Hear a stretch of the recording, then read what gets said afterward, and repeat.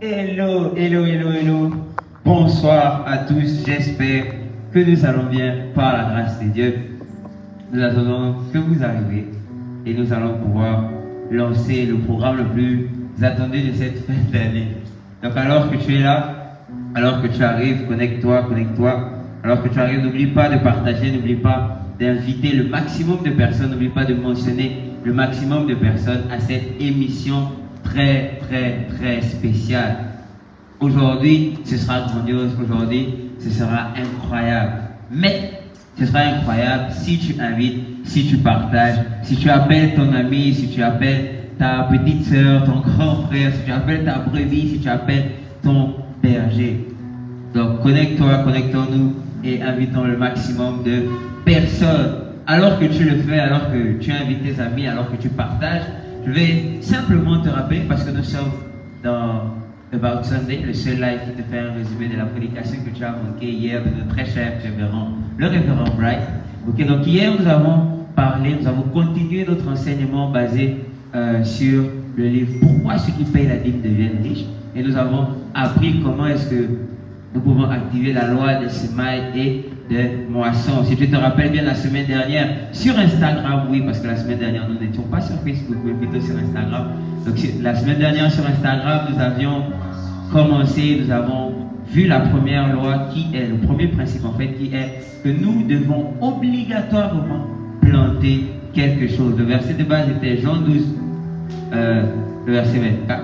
Okay, où on pouvait comprendre que le grain devait mourir en terre. Et donc que nos différentes semences, que ce soit nos vies, que ce soit l'argent que nous pouvons donner par la dîme, par les offrandes, tout ceci doit mourir en terre afin de porter beaucoup, beaucoup de fruits. Une autre loi que nous avons vue avec notre très cher révérend, c'est que nous devons laisser beaucoup de semences, déposer beaucoup de semences. Okay? Nous ne devons pas nous retenir de semer. D'ailleurs, la Bible nous dit en Ecclésiaste 11, verset 6, si je ne m'abuse, que nous devons semer le matin et que le soir, nous ne devons pas retenir notre main de faire ce même geste. Donc, semons afin de pouvoir récolter, parce que c'est une loi, c'est un principe que Dieu a établi, que ce soit dans la nature, comme nous le savons pour ceux qui sont déjà allés au champ, à la plantation. Nous devons semer pour pouvoir récolter quelque chose. Si tu veux des mangues, tu dois semer un noyau de mangue. Si tu veux du maïs, tu dois semer un grain de maïs. Et le pasteur rappelait d'ailleurs que si nous sommes en vie aujourd'hui, si nous sommes là aujourd'hui, c'est parce qu'un jour, un homme, notre Père, a semé dans la terre fertile qui est notre mère. Et donc Dieu a établi cette loi dans la nature qui est la loi de semaille et de moisson. Donc nous devons activer ce principe, nous devons activer cette loi dans nos vies si nous voulons atteindre certains objectifs. Hier d'ailleurs, le pasteur reprenait l'exemple d'une ancienne prédication que nous avions beaucoup aimée, qui était sur les facteurs déterminants. Et il précisait que la loi de semaille et de moisson devient un facteur déterminant parce que en semant quelque chose, on finit par récolter. Donc en quelque sorte, ce que tu as semé, on ne parle pas du karma, mais ce que tu as semé, c'est forcément ce que tu vas récolter. Et d'ailleurs, il le disait, ne rien semer est également une semence. Et hier, il a mis l'accent sur le fait de semer nos dîmes dans la maison du Seigneur. Dieu ne demande que le dixième, le meilleur, le first and best, comme dirait notre père, l'évêque Daniel Wills, que nous saluons au passage. Okay? Dieu demande ça et nous devons semer cela. Et nous avons pu voir en Malachie 3 à partir du verset 8 que si nous ne le faisons pas, nous sommes des voleurs à un autre niveau, nous sommes des braqueurs, et non pas des braqueurs d'hommes, mais des braqueurs de Dieu. Donc si tu ne donnes pas ta dîme, si tu ne donnes pas ce dixième, tu deviens un voleur dans la maison du Seigneur, un braqueur dans la maison du Seigneur. Et d'ailleurs, je pense que si tu fais 3 mois, 6 mois, 1 an dans une église sans donner une offrande, sans donner une dîme, c'est que quand même, tu as un sérieux problème. Okay? Donc, activons cette loi de semaille et de moisson. Parce que si le Seigneur l'a établi, si Dieu a établi ce principe, c'est forcément parce que derrière, il y a une bénédiction attachée à cela. Tout ce que nous allons semer nous reviendra forcément. Toutes les dîmes que tu sèmes dans la maison du Seigneur doivent mourir. Tu dois les oublier. Ne fais pas un bilan à la fin de l'année de nombre des dîmes que tu as donné, du montant même des dîmes et des offrandes que tu as donné. Non, ne fais pas ça. Okay? Laisse que ta dîme meure en terre.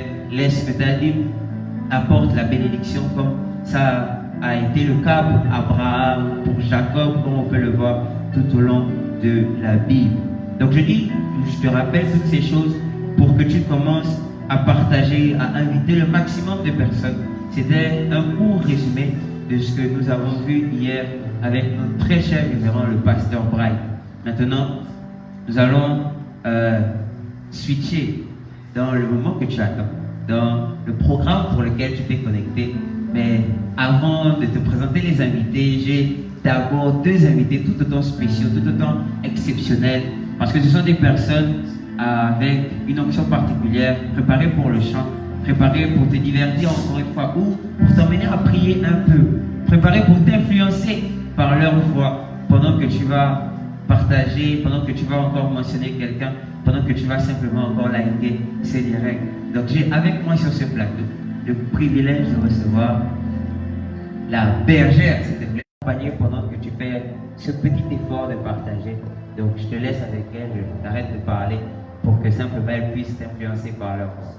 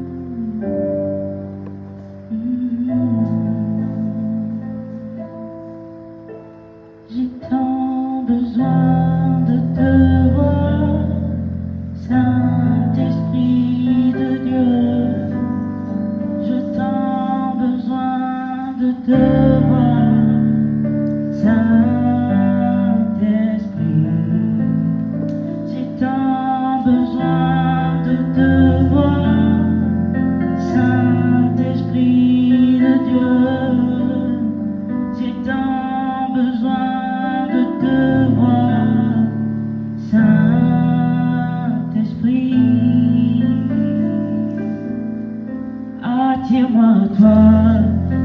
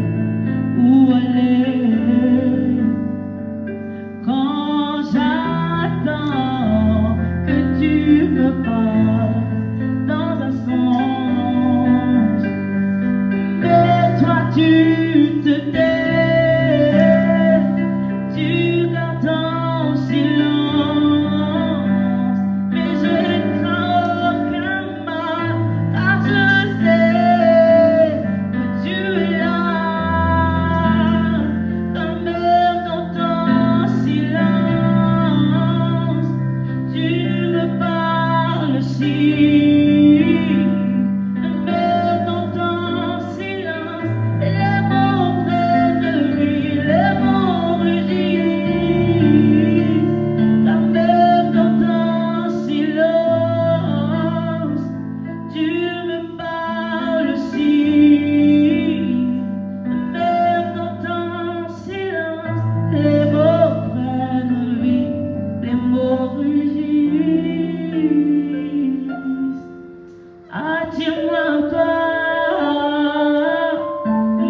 j'ai tant besoin de toi.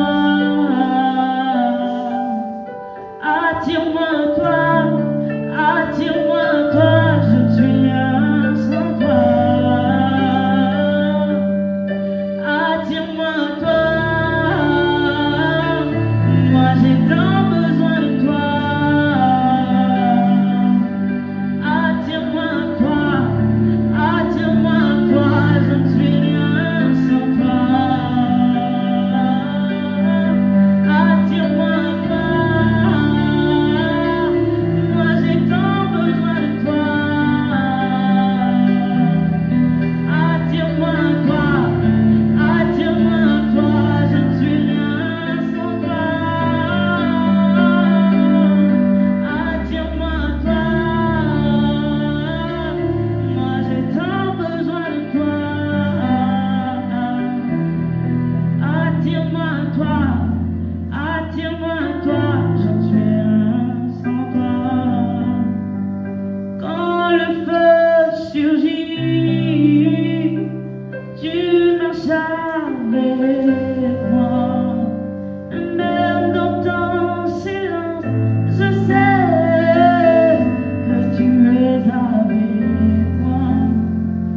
Quand le feu surgit et j'entends plus rien, je ne crains aucun mal car je sais que tu es là.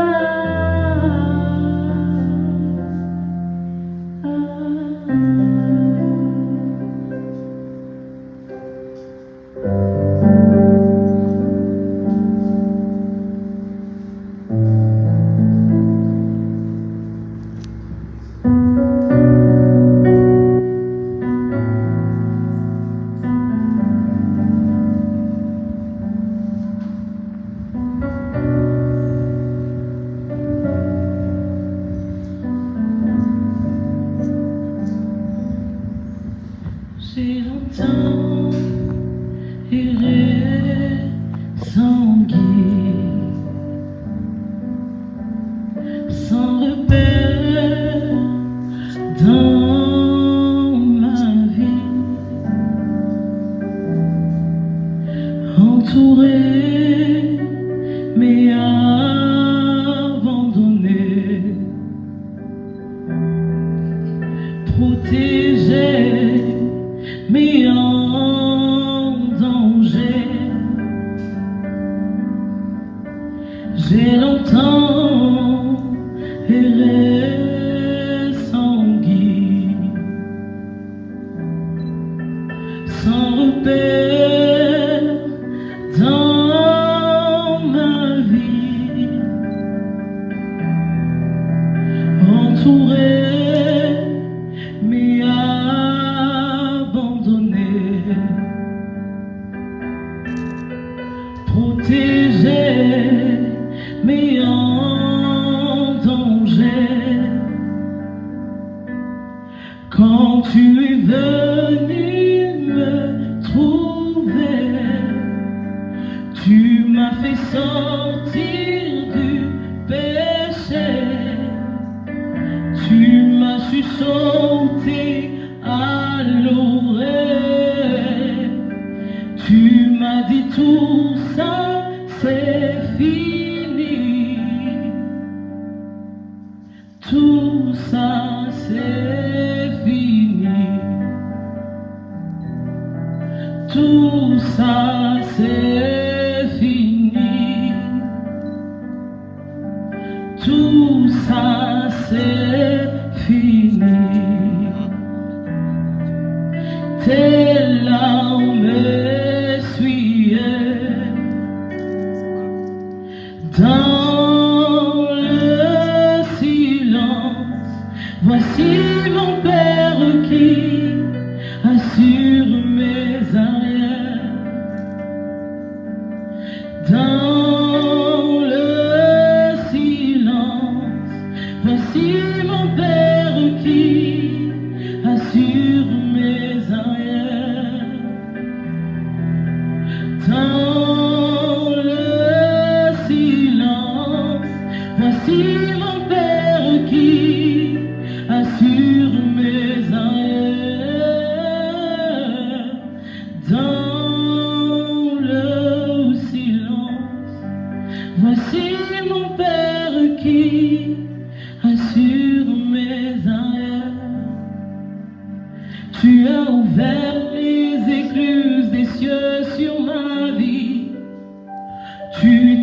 rendu responsable de tous tes noms.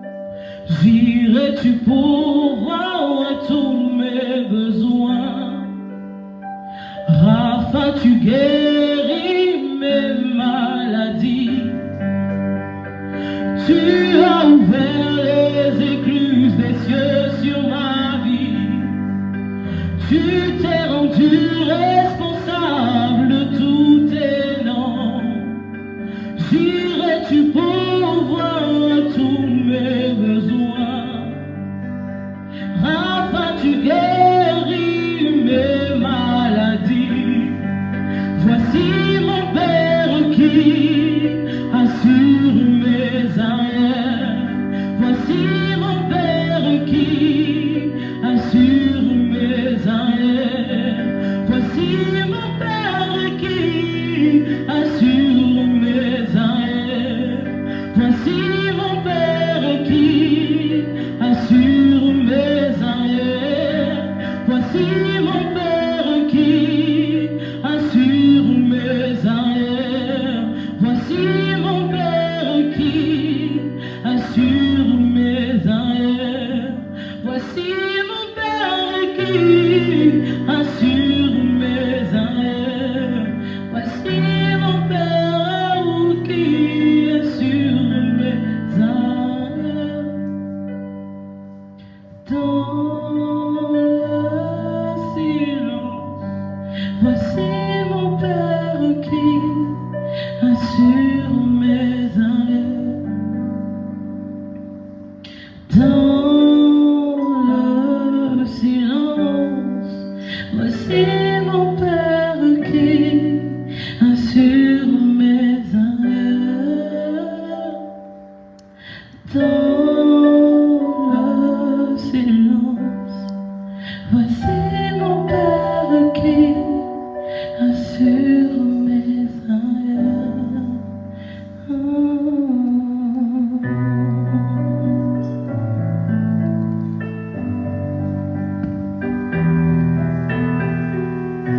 Je pense que si tu es dans la salle, parce qu'il y a des gens dans la salle, tu peux acclamer pour ces magnifiques chansons que nous avons entendues. Si tu es sur le live, tu peux laisser plein de cœur que ce que nous venons d'entendre. Donc alors que tu as été béni et influencé par ces très belles chansons, nous allons rentrer dans le vrai vif du sujet. Ok? Avant de commencer à parler d'influence, avant de te demander qui est ton influenceur, je suis entouré, je suis envahi, je suis environné d'une multitude de personnes. Tu es peut-être habitué à About Sunday et donc tu es habitué à avoir un invité, à avoir une personne qui vient et qui nous explique, qui nous révèle certaines choses. Mais ce soir, le Seigneur a permis que nous recevions 4 ou 3 influenceurs. Tu comprendras tout à l'heure pourquoi j'ai dit ou 3 influenceurs. Mais nous avons des personnes d'influence ici. Et je pense que c'est le bon moment, avant d'entrer dans notre très cher sujet, de commencer par te présenter nos invités. Et je vais commencer par ma très chère droite. Okay? Parce que ici tu vois peut-être des gens que tu connais, donc tu seras facilement influencé déjà à partager. J'ai tout d'abord à ma droite un étudiant en Master 2. J'ai à ma droite ici présent un travailleur. Okay? Nous saluons son entreprise et tous ses directeurs au passage. Nous avons ici un huissier de la maison, un berger de la maison, quelqu'un de responsable dans la maison qui œuvre pour les seigneurs, mais qui est également établi dans sa vie séculière. J'ai le plaisir de recevoir sur ce plateau le berger Gaëtan. Bonsoir berger. Bonsoir berger. Okay. Je pense que le public peut être chaud et acclamer pour les invités. Berger Gaëtan, j'espère que ça va, j'ai détendu. Oui, ça va. Ok. À côté du berger Gaëtan, j'ai l'influenceur principal de la maison. Celui qui permet que About Sunday existe. S'il n'était pas là, nous ne serions pas là. Si chaque dimanche n'était pas là, nous ne serions pas là. J'ai nommé le seul et unique, celui que nous saluons à tous les lives. Aujourd'hui, il ne sera pas juste salué comme ça dans le live, mais il sera salué en présentiel. Je vais bien sûr parler du révérend Bright. J'espère que vous allez bien. Oui, ça va pour la grâce de Dieu. Wow. Donc, le révérend est aujourd'hui sur le plateau. Ne le cherche pas dans les commentaires, même si on sait que même quand il est là, il peut faire un petit clonage et puis il apparaît dans les commentaires. Ok? Donc, tout à l'heure, je te disais, on a 4 ou 3 influenceurs ce soir. Pourquoi j'ai dit 3? Parce que à ma gauche, j'ai 2 personnes qui en réalité ne forment qu'une personne. Parce que maintenant, ils sont unis par le lien sacré du mariage établi par Dieu. Maintenant, ils sont un, ils ne forment qu'un. C'est-à-dire, si un dit quelque chose, ça veut dire que l'autre a forcément dit la chose. Ok? J'ai l'honneur, la grâce de recevoir le couple formé du pasteur Alain et de sa femme Jocelyne. Est-ce qu'on peut acclamer pour eux? Bonsoir, très cher. Bonsoir tout le monde. Ah, je pense qu'on n'a jamais entendu le pasteur Alain sur ce très cher réseau et on n'a surtout jamais entendu sa femme sur ce très cher réseau. À moins évidemment que tu regardes les différents directs de culte où elle est passée une fois, on l'a entendue une fois. Et aujourd'hui, par la grâce de Dieu, nous allons écouter beaucoup plus et apprendre d'elle ce soir. Donc, j'espère que tu es installé. Nos influenceurs sont là, ils sont très à l'aise. J'espère que vous êtes détendus, j'espère que ça va, vous êtes préparés. Ok? Voilà, donc sentez-vous libre. Le programme est le vôtre. Moi, je ne suis que le présentateur, je ne suis que la personne qui pose un peu des questions entre deux. Ok?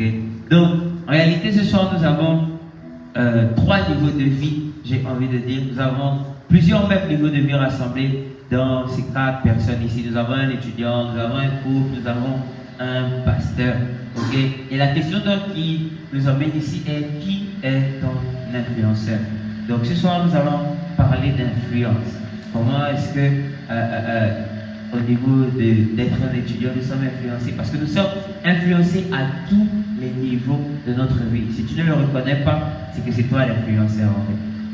Donc, pour ouvrir le débat, pour déjà lancer la chose comme ça, je vais peut-être commencer avec Gaëtan ici. Et la question est pour tout le monde. Est-ce que tu as le souvenir de quelqu'un, pas forcément à l'église, on sait que à l'église on est beaucoup influencé, mais est-ce que tu as le souvenir peut-être de quelqu'un qui t'a beaucoup influencé au cours de ta vie? Est-ce que tu as le souvenir de, voilà, d'une personne, quand on va te poser la question qui est ton influenceur, tu vas direct quitter et penser à une personne en particulier? Oui, je dirais, oui, j'ai une personne qui m'a beaucoup influencé. Et la première personne, je dirais, c'est le Saint-Esprit. Pourquoi je dirais c'est le Saint-Esprit? Parce que le Saint-Esprit a apporté beaucoup de personnes dans ma vie. Et ces personnes-là m'ont dirigé, ces personnes m'ont conduit. Et en quelque sorte, ces personnes m'ont montré le chemin, comment faire, comment me comporter. Et aussi, ces personnes-là m'ont donné l'occasion aussi de, je peux dire, révéler le potentiel qui est en moi grâce à l'influence du Saint-Esprit qui était dans leur vie et qui a impacté sur ma vie. Waouh, c'est incroyable, c'est fantastique. On rentre un peu, on voit déjà que le berger Gaëtan est quelqu'un qui va bien pouvoir nous décompter les choses en tant qu'étudiant. Je sais qu'il y a un étudiant qui passe par là et qui a certainement besoin d'écouter ce que le berger Gaëtan a à dire ici. Je vais tout d'abord me tourner vers le couple. Okay? Donc, j'ai l'honneur, c'est vraiment une grâce pour moi de recevoir les gens mariés sur le plateau. Si vous vous rappelez, il y a quelques temps, on a fait un programme sur le mariage. On avait beaucoup appris déjà. Okay? C'était pratique. Ce soir encore, ça va être plus pratique. Donc, très cher couple, je ne sais pas comment dire couple, je ne sais pas si je dois spécifier les personnes, mais je parle au couple, donc je parle à la personne, donc celui qui pourra répondre. Est-ce que vous avez le souvenir peut-être de, également c'est la même question, de quelqu'un qui vous a influencé? Voilà, on a cité le Saint-Esprit. Est-ce qu'il y a quelqu'un en dehors de ça, peut-être les parents, peut-être les amis, qui vous aurait influencé pour arriver ou pour vous former en quelque sorte dans cette vie? Est-ce qu'il y a quelqu'un à qui vous pensez forcément? Si on vous posait la fameuse question qui nous rassemble ce soir, qui est ton influenceur, à qui est-ce que vous aurez pensé?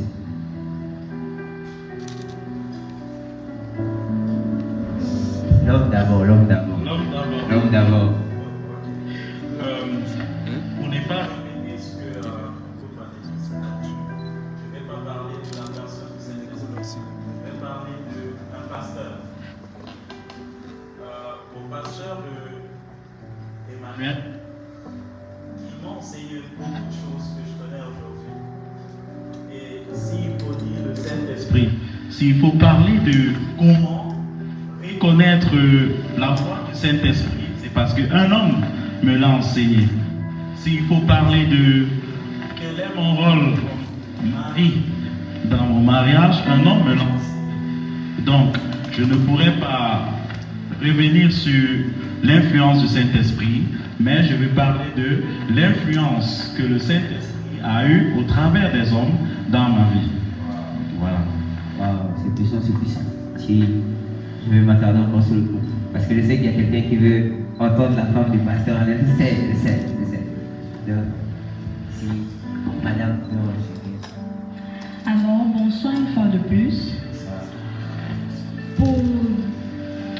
Pour rendre des choses simples et courtes, je vais rendre grâce pour les différentes personnes que le Seigneur a pu mettre dans ma vie.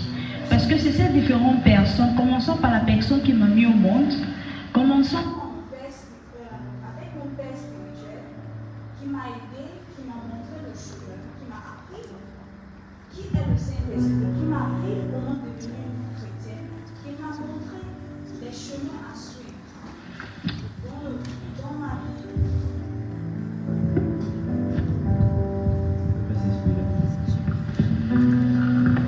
et tout cela m'ont permis d'être qui je suis aujourd'hui. Waouh. On voit déjà qu'il y a un panel de personnes rassemblées. Il y a beaucoup d'influences ici rassemblées. On a entendu le Saint-Esprit, on a entendu le pasteur, on a entendu la maman, le papa peut-être, qui ont permis que nous soyons là. Donc, notre très cher dernier invité à qui on n'a pas posé la question. Le révérend, très cher révérend, qui est votre influenceur? Alléluia. Amen. Amen.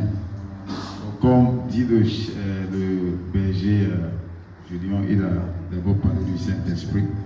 Et je crois que dans chaque domaine de nos vies, soit l'étude, mariage ou bien le ministère, c'est toujours le Saint-Esprit. Mais à part le Saint-Esprit aussi, il y a des personnes en qui aussi réside le Saint-Esprit, qui aussi nous influence comme le Saint-Esprit veut. Et dans le ministère, dans ce que je fais, la seule et unique personne que je peux toujours dire, c'est mon père spirituel, le Begdad. Alléluia. Et je rends grâce à Dieu pour sa vie. Et par ses livres, par ses prédications, ma vie et mon ministère est beaucoup influencé. Amen. Amen. Très cher révérend, c'est bien que vous citiez l'évêque d'Agde parce que c'est grâce à un de ses livres que nous sommes rassemblés ce soir. C'est un de ces livres qui a inspiré ce moment. Ce livre s'intitule Les 12 influences de l'onction. D'ailleurs, vous aurez l'opportunité de remporter le PDF de ce livre un peu plus tard dans le live. Donc, restons connectés. Donc, dans ce livre, l'évêque, en premier lieu, aborde des influences extérieures à l'onction. Extérieures au Saint-Esprit. Il parlera de l'influence terrestre, il parlera de l'influence des sens et de l'influence démoniaque. Donc il présente ces différentes influences-là. Et je pense que beaucoup de personnes n'ont pas conscience que toutes ces choses agissent finalement contre nous. On a la facilité de se rendre compte que oui, il y a un influenceur, il y a quelqu'un sur Instagram qui fait des lives, qui dit qu'il a porté ça, donc je vais porter ça aussi. Il y a ces personnes-là qu'on considère comme des stars. Mais à côté, il y a bien plus d'influence ou bien plus d'influenceurs finalement que nous ne le pensons. C'est pour ça que je vais peut-être poser la même question, mais j'aimerais que l'on parle tout d'abord des influences terrestres. On a parlé des personnes, on a parlé des différentes personnes qui nous ont comme élevés un peu dans cette vie. Mais j'aimerais vraiment qu'on s'appuie dessus juste un moment. Parler de ces personnes-là qui nous ont influencés, mais pas forcément de la bonne façon. Pas forcément dans le sens de l'église. Ces personnes-là qui nous encourageraient à faire des choses qui ne sont pas forcément bonnes. Parce que ces personnes-là existent. Et souvent, on croit que ce sont les bonnes personnes à suivre. Souvent, on pense que ce sont ces personnes-là qui doivent être la voie première dans nos vies. C'est un piège, mais il faut qu'on le dise à quelqu'un. Donc, en tant qu'étudiant, par exemple, Berger Gaëtan, est-ce que ça t'est arrivé peut-être dans ton cursus scolaire, dans ton cursus estudiantin, de rencontrer des personnes qui t'ont emmené à faire des choses qui, aujourd'hui, avec du recul, tu trouves que ce n'était pas des bonnes choses, en tout cas, à faire? Oui, toujours. Il y en a toujours des personnes, des amis avec qui on a marché, des amis avec qui on a fréquenté, on est allé à l'école ensemble, qui n'ont pas forcément eu une influence positive sur nos vies. Par exemple, mon cas personnel, je dirais oui, j'en ai eu plusieurs. Et je me souviens, une fois, j'étais en 3e. Et lorsque j'étais en 3e, j'avais vraiment beaucoup d'amis. Et il y a beaucoup de choses que je ne faisais pas, je peux le dire ici, comme fumer, comme boire. Et dans le livre, l'évêque parle des influences invisibles. Et comme vous l'avez si bien dit, des influences terrestres. Et il dit, et ces amis-là, ils avaient une influence invisible sur moi. C'est-à-dire, bien qu'on était ensemble, facilement, on pouvait sécher les cours ensemble. C'est-à-dire, on prend le chemin pour aller à l'école. Mais parce que eux, ils ont pris un autre chemin. Et comme on est ensemble, et ils avaient une certaine influence sur ma vie parce que c'était mes amis, on traînait ensemble, on passait beaucoup de temps ensemble. Donc du coup, moi aussi, je déviais. Donc, je prenais plus le chemin. Et c'est ce genre d'influence qu'ils avaient sur ma vie. Je peux dire aujourd'hui avec du recul que c'était une influence négative. Parce que j'ai commencé à faire certaines choses que je ne faisais pas avant. Je l'ai dit si bien ici, fumer, boire. Pourquoi? Parce que lorsqu'on déviait, j'ai vu certains prendre de la cigarette et fumer. J'ai vu certains prendre de la bière et boire. Et aucun d'entre eux n'est venu me dire, tiens, voici, fume. Tiens, voici, bois. Mais, inconsciemment, ça a pris de l'influence, ça a pris de l'ampleur en moi et je me suis retrouvé à faire exactement les mêmes choses que... Donc, en tant qu'étudiant, c'est vrai aussi, parce qu'en tant qu'étudiant, on est exposé aux autres finalement. On est dans une salle de classe, donc on finit par s'attacher à des personnes et facilement suivre ces personnes-là. Donc, on doit vraiment faire attention à cela. Mais finalement, tu trouves que ça a eu un coup sur tes études de suivre ces personnes-là? Ou est-ce que quelque part tu te dis que s'il n'y avait pas eu cette influence peut-être dans ta vie, comme tu as pu le dire, à dévier les cours, etc., comme beaucoup d'ailleurs qui regardent le live, à dévier les cours et tout, est-ce que tu trouves que le fait de suivre ces personnes-là ont fini sur tes études, en tout cas, par avoir un très mauvais impact? Je dirais oui. Pourquoi je dirais oui? Parce que c'est vrai qu'on marche ensemble, on fait des choses ensemble. Mais après aussi, avec du recul, moi-même aussi, je regarde que bien qu'il n'était pas là, moi-même aussi, j'étais poussé à faire la chose. C'est-à-dire que même si je venais à l'école, même si j'étais seul, moi-même personnellement, je pouvais dire, je ne rentre pas en classe. Moi-même personnellement, je pouvais dire, je vais venir au deuxième cours, je vais d'abord aller là-bas et je vais revenir. Et bien sûr que ça a eu un impact sur ma vie scolaire parce que les résultats commençaient à baisser. Et je me souviens, ma mère me grondait excessivement à la maison parce que les résultats commençaient à baisser. Mais elle ne pouvait pas comprendre que certes, il y a eu une influence derrière, mais moi-même aussi, je me suis laissé diriger par cette influence. Donc on peut voir déjà ici qu'il y a des influences dans nos études. C'est sûr qu'il y a de bonnes influences, c'est sûr qu'il y a de bonnes personnes qui vont peut-être nous encourager à réviser, mais aussi ces personnes-là qui vont commencer quelque chose dans notre vie estudiantine pour que finalement nous-mêmes on décide de prendre certaines mauvaises décisions. Je pense que tout le monde ici en fait a été étudiant et je vois pas une adresse spécifique pour attendre. Donc je pense qu'on va rester sur la question de l'étude un moment pour voir quel type d'étudiants est-ce que nous avons en ce lieu parce que nous sommes tous des étudiants ici. Je tiens à le poser, c'est vrai que le révérend est là en tant que ministre et le couple est là justement en tant que couple, mais tout le monde ici est passé par les étudiants. La question est ouverte. Ok? Donc, est-ce que vous avez influencé une façon négative, en tout cas, dans vos études? Donc, vous pouvez prendre la parole, on va peut-être commencer par le révérend.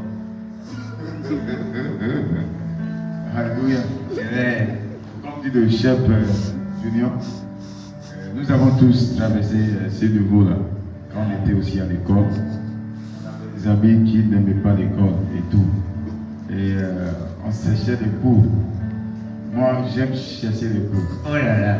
Par la grâce de Dieu. Je ne sais pas si c'est par la grâce de Dieu, mais j'aime vraiment chercher les cours. J'aime vraiment chercher les cours. Et je crois que ma jeunesse et tout ça, c'était aussi des amis que j'avais.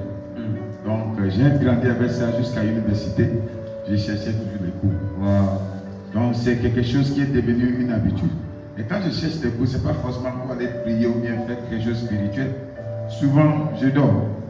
Ou bien je fais autre chose. Yeah. C'est pas comme je cherche des coups. Oui, des fois, c'est pour l'église, mais la plupart du temps, c'est juste pour me reposer, pour dormir, pour rien faire.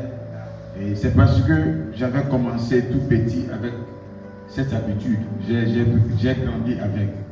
Et cela aussi m'a beaucoup affecté. Je crois que je pouvais faire mieux à l'école si je ne cherchais pas l'école. J'ai mieux fait à l'école par la grâce de Dieu. Je pouvais faire mieux que j'ai fait à l'école si je n'avais pas cette habitude de chercher le cours. Vous comprenez bien. Vraiment, nous avons tous traversé ça et nos amis étaient des mauvaises influences sur nous. Et je peux aussi dire que moi aussi, à un moment donné, j'étais aussi une mauvaise influence pour certaines personnes. Wow. Je les encourage de ne pas aller à l'école. Comme moi, je ne pars pas. Je propose qu'on parte jouer le foot ou bien d'autres choses. Et la plupart de mes amis qui m'ont suivi, beaucoup ont échoué à l'école. Oui, c'est pourquoi vous devez aussi faire attention des personnes dont vous suivez. Certaines sont très très intelligentes. Yeah. Et en cherchant les coups, ils vont toujours valider. Mais toi, tu ne vas pas valider. Et j'étais comme ça avec mes amis. Comme je sais que je peux étudier, je peux valider et tout. Et mes amis aussi me suivaient juste comme ça. Wow. Et j'étais aussi, à un moment donné, une mauvaise influence dans la vie de mes amis. Yeah. Donc je dis grâce à Dieu, tout va bien. Tout va bien. Tout va bien. Ok, donc le tour aussi du groupe qui était étudiant. Ok. Donc, est-ce que vous avez aussi traversé cette influence? Est-ce que vous avez rencontré ces influenceurs-là qui vous ont mené quelque part à sécher un peu de temps? Bien évidemment, pour moi, je vais dire, l'influence a été dans deux différents aspects. Premièrement, j'ai influencé les autres. Et deuxièmement, on m'a influencé. À l'école, j'étais généralement perturbateur. Je suivais rarement le cours. Je bavarde, là c'est moi. Les profs parlent, je raconte les histoires du quartier. Et bon, à la fin, les gars, ils réussissaient pas, moi je réussissais parce que à la fin, je partais étudier. Donc, je me rappelle à l'université, un de mes amis m'a dit, après les résultats, que je ne te parle plus. Et j'étais étonné, pourquoi tu ne me parles pas? Il dit, regarde tes résultats et regarde pour moi. Tu restes avec moi toute la journée, tu me racontes les histoires. Mais sauf que toi tu as réussi, moi j'ai pas réussi. Donc ça c'était une mauvaise influence. Et c'est ce que j'avais dû apporter à cet ami-là. Et les deux, il y a aussi une influence que j'ai eue au travers d'un livre qu'un ami m'avait donné d'étudier. Ça parlait de comment conquérir les femmes. Wow. Donc, moi j'ai pris et malheureusement, j'étais déjà chrétien, j'étais déjà à l'église. Donc, je lisais les astuces et je pratiquais à l'église. Wow. Et je voyais le résultat. C'était palpable. Et C'était quand palpable. j'ai vu que ça fonctionnait, moi-même j'ai eu peur de ce que je devais faire à l'église. Donc j'ai dû arrêter cela. Parce que j'ai compris que ce livre-là ne m'influençait pas pour le bien. Waouh. Je vois ce que on a vraiment été influencé. C'est terrible. Il a dit, je ne sais pas si tu as bien entendu ça, il a commencé à lire le livre et l'effet du livre était palpable. Ça veut dire que ça fonctionnait. Donc, et je pense que ce qui se passe ici, on rigole. Et sur le plateau, vraiment, on rigole de ça. Mais c'est quelque chose qui arrive à beaucoup d'étudiants aujourd'hui. Malheureusement, je ne sais pas si c'est malheureusement ou heureusement, on est influencé par les personnes autour de nous, par les amis autour de nous. Et c'est une chose que l'évêque met en avant vraiment dans le livre, où il explique que les personnes ont une très forte influence sur nous. Par exemple, je pense que je peux même reposer cette question, ou poser simplement cette question. On a peut-être ici raté des opportunités, parce qu'on a écouté quelqu'un. Donc quand je parle d'opportunité, peut-être un mariage, quand je parle d'opportunité, peut-être même le ministère, peut-être même les études, ou peut-être un travail, parce que les personnes ici présentes travaillent également. Donc, est-ce qu'il y a eu ce cas-là où des personnes ont été tellement influentes dans vos vies qu'elles ont pu vous faire rater des opportunités? Ou à la fin, vous avez su que c'était des vraies opportunités, mais sur le coup, comme la personne avait parlé, vous vous êtes dit, oh ok, la personne a dit que ce n'est pas vraiment une bonne chose. Donc je pense que je vais me rétracter. Donc, est-ce que ça vous est donc arrivé de rater une opportunité à cause de quelqu'un? Ça, je pense que c'est une bonne question ouverte à tout le monde. Donc si quelqu'un sent bien de répondre, il peut commencer. Je pense que le révérend est chaud. Vraiment, il a toujours son micro préparé, prêt à dégager une parole. C'est comme le marteau d'histoire, il invoque seulement, c'est déjà. Donc peut-être le révérend peut nous raconter une petite anecdote. Il y a plusieurs choses à dire. Je ne peux même pas donner une histoire qui s'est passée il n'y a pas longtemps. J'ai failli rater quelque chose. Et je croyais que c'était une bénédiction que j'ai failli rater. Il y avait un pasteur qui devait venir ici sur Dakar. Et c'est un pasteur que je connais, c'est un frère, c'est un ami. Et c'est quelqu'un qui aussi exerce dans le même ministère que moi. Donc avant de venir, je n'étais pas informé, il ne m'a pas informé. J'ai simplement vu des affiches partout. Donc j'attendais que le pasteur m'appelle, que je descende sur Dakar. Donc j'avais discuté de ça avec un autre ami pasteur qui est ici au Sénégal. Donc il me conseillait, oh non, ton frère n'est pas bien. Au moins tu es le pasteur de l'église ici au Sénégal. Normalement il doit te contacter avant de venir et tout. Donc le pasteur m'a beaucoup parlé. Et quand il vient, il ne faut même plus lui parler. Il me donnait des conseils très bizarres. Il me donnait des conseils contre la personne. Et moi aussi, j'étais d'accord avec ses conseils. Mais ce qui m'a surpris, c'est que, après tous ces conseils, que vraiment, ton frère a mal agi, il devait t'appeler et tout ça, je voyais qu'après quelques semaines, quand la personne est venue, j'ai vu qu'il est parti rendre visite à la personne.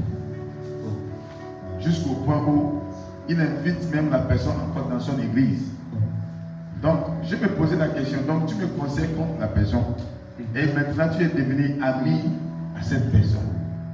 Et je me suis vite repenti, je crois. Et je pense que cela m'a beaucoup aidé. Et c'était vraiment une bénédiction aussi. Si je n'avais pas changé ou repenti, je crois que j'allais rater une bénédiction ici. Si je suivais les conseils que la personne donnait, oh, il ne faut pas le voir, il faut le zapper, des choses comme ça. Je crois que j'allais rater une bénédiction. Et cette personne pouvait aussi donner un mauvais témoignage sur moi. Ah, je suis venu à Dakar et le pasteur Bryce n'avait pas mon temps et tout. Pourtant, moi je croyais que j'avais raison parce qu'il ne m'a rien dit avant de venir. Amen. Mais Dieu merci que j'avais changé avant qu'il n'arrive ici. Et quand je vois le comportement du pasteur, je vais t'inviter dans mon église et tout, j'ai dit, ah, mais tu es la même personne. Donc je disais dans ma tête, mais est-ce que ce n'est pas la même personne qui me conseille qu'il faut zapper cette personne, il ne faut plus lui parler et tout. Mais je vois que les deux sont devenus maintenant des bons amis. Donc, prochainement, quand des choses comme ça arrivent, il est très nécessaire et important de toujours comprendre mieux. Il est toujours important de parler avec le Saint-Esprit. C'est pourquoi on disait tout à l'heure, le meilleur influenceur, c'est toujours le Saint-Esprit. Donc un homme de Dieu peut être influencé par un autre esprit. Et tu vas penser que l'homme de Dieu te donne des bons conseils.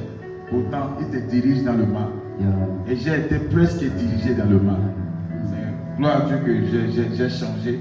J'ai bien accueilli cet homme de Dieu. Et on est toujours en contact, on est toujours des bons frères et des bons amis. Et gloire à Dieu pour ça. Amen. Amen, amen, amen. On peut voir qu'il y a des personnes qui ont comme une voix autorisée pour nous conseiller, mais qui parfois, on va dire, peuvent se tromper. Peut-être que le pasteur a agi comme ça sous une certaine influence. Mais au final, on voit que ce qu'il avait dit a failli vraiment causer une perte du côté de notre très cher révérend, parce que au final, il y a eu une très grande bénédiction.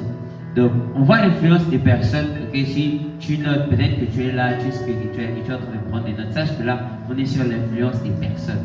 Okay? Et je peux ajouter une autre influence, une autre personne qui m'a influencé. Et je pense que j'avais une fois aussi partagé ça à l'église. J'étais avec les amis pasteurs, on est des amis pasteurs. Et il y avait une soeur que j'aimais beaucoup. Et la soeur aussi était notre amie. On était un groupe de 10 personnes comme ça et nous sommes des vrais amis. Donc mes amis me poussaient à faire une proposition à la soeur. Et moi aussi, je croyais que ça ne va pas marcher. Parce que moi et la soeur, on est des amis, ça fait pas trop longtemps.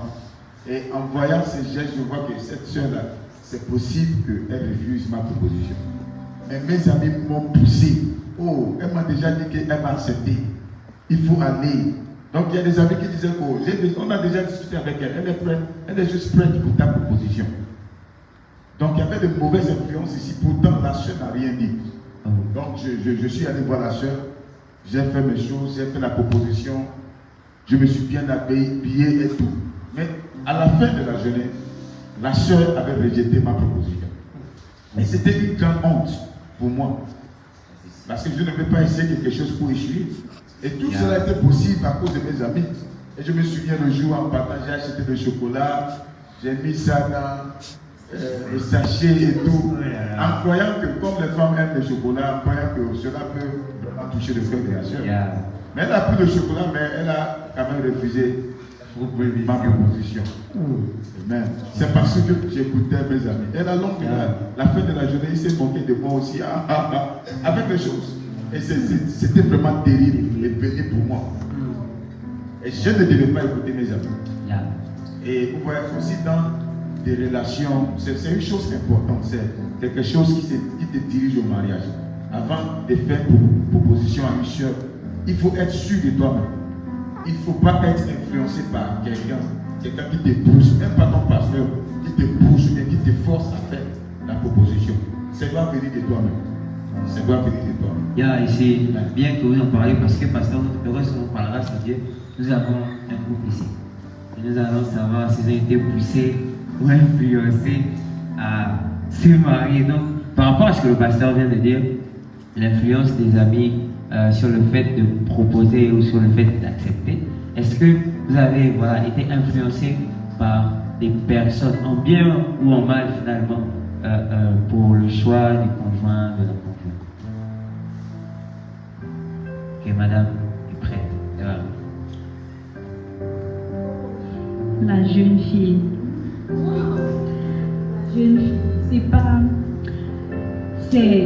Il y a beaucoup d'influence, il y a des négativités, il y a des choses positives. Vraiment, c'est un choix que ça prend du temps. Il faut réfléchir, il faut prier, il faut mettre beaucoup de choses avant de choisir. Parce que je me rappelle assez bien, j'ai des amis qui me déconseillaient fortement, qui me disaient oh non, Dieu, tu ne vas pas. Oh non. Qui me disaient oh non, un homme de Dieu, tu n'aurais pas ta vie, tu n'aurais pas une vie à toi. Plusieurs personnes avec des choses à dire. Vraiment. Il y avait des personnes qui m'encourageaient. Qui m'encourageaient pas parce que ils étaient contents De moi, mais qui m'encourageaient parce qu'ils voulaient se débarrasser de moi. Oh. Oui. Wow. Donc il y a beaucoup des influences. Et en toutes ces choses-là, ce que j'ai compris, c'est que le choix d'un conjoint vient de soi. ne vient pas de ce que on entend, ne vient pas de ce que les gens nous disent. Cette décision, ça nous revient à nous. Et ça nous pousse à réfléchir et à mettre toutes des idées en place. Et ça nous pousse aussi à prier beaucoup. Ça nous pousse à prier beaucoup. Parce que je me rappelais bien, je disais, oh Seigneur, Tu es vraiment sûr que me marier.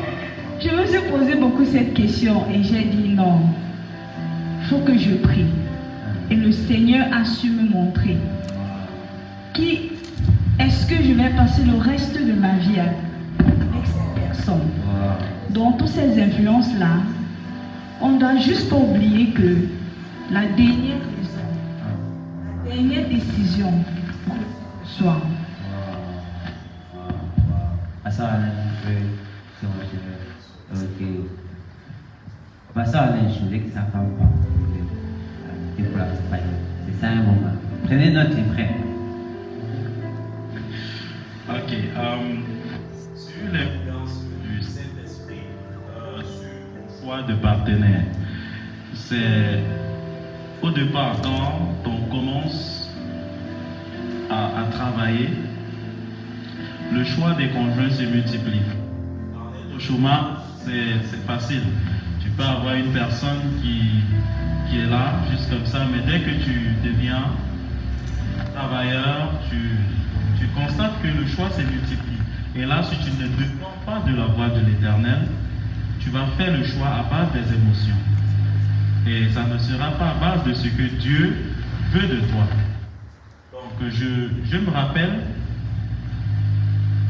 il y avait des gens qui m'avaient déconseillé d'épouser mon épouse. Ok. Et il y avait ceux qui disaient non, je l'ai connue une fois, elle n'avait pas bien, comment on dit, accueilli, vous n'avez pas bien échangé, c'était pas bien. C'était pas nice, son comportement à cette époque n'était pas nice. Je ne pouvais pas prendre la décision à base de ce que les gens disaient. Mais il fallait que je me tienne à ce que Dieu dit. Je me rappelle mon premier dimanche ici à Dakar, le pasteur Al pouvait prêcher sur les douleurs de l'amour, je ne sais pas trop comment on l'appelle. Le fardeau de l'amour. Le fardeau de l'amour. Et il avait parlé de la persévérance. Il a dit, si tu avais persévéré dans cette relation, peut-être tu aurais épousé cette personne. Je venais d'arriver, il ne connaissait pas mon histoire, mais il me parlait. Alors j'ai compris que c'est Dieu qui me parlait. Donc ce dimanche, je suis rentré de l'église et j'ai appelé, je lui ai contacté. Et c'est de là que notre relation a vraiment débuté. Avant, on se connaissait, mais je n'avais pas pris cette décision-là. Donc là, j'avais décidé, parce que j'ai compris que là, c'est le Saint-Esprit qui me parlait, et ce n'était plus la voix des hommes. Ah, ça. Donc là, on a eu de très belles anecdotes, on a eu un témoignage puissant. Le public, sentez-vous libre, vous pouvez rire, acclamer. Oh yes. Vous ne savez pas qui se fait. Donc on a vraiment de belles anecdotes. Je ne vais pas demander au berger Gaëtan comment ça se passe pour les relations. Mais il a une bien-aimée, donc je sais qu'il y a forcément une influence derrière, mais on reviendra sur ça quand il va épouser sa très chère bien-aimée. Il va aussi nous expliquer dans les détails comment est-ce que ça s'est passé. Mais avec tout ce qu'on a déjà entendu, on peut voir qu'on est facilement influencé par les gens autour de nous. Même dans le choix du conjoint, on est poussé, on est influencé. Je pense que la femme du pasteur Alain ici présente aurait pu facilement dire oh.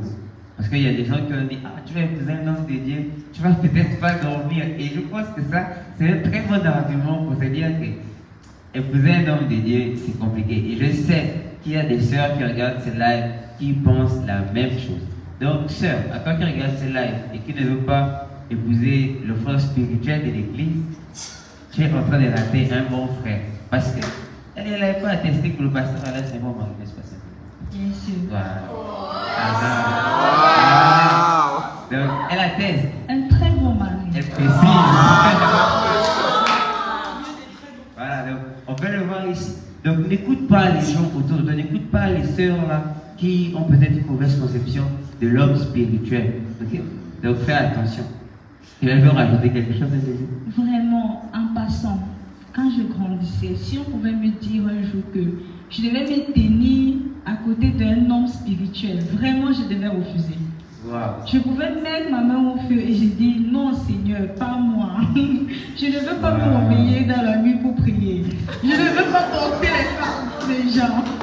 Je veux avoir ma fille. Vraiment. Et ce qui est marrant, c'est que avant qu'il me contacte ce fameux dimanche-là, parce qu'on avait passé sans toutefois se communiquer. Dieu m'avait déjà montré. Wow. J'avais demandé à ma maman, Dieu merci que j'ai une très bonne relation avec ma mère.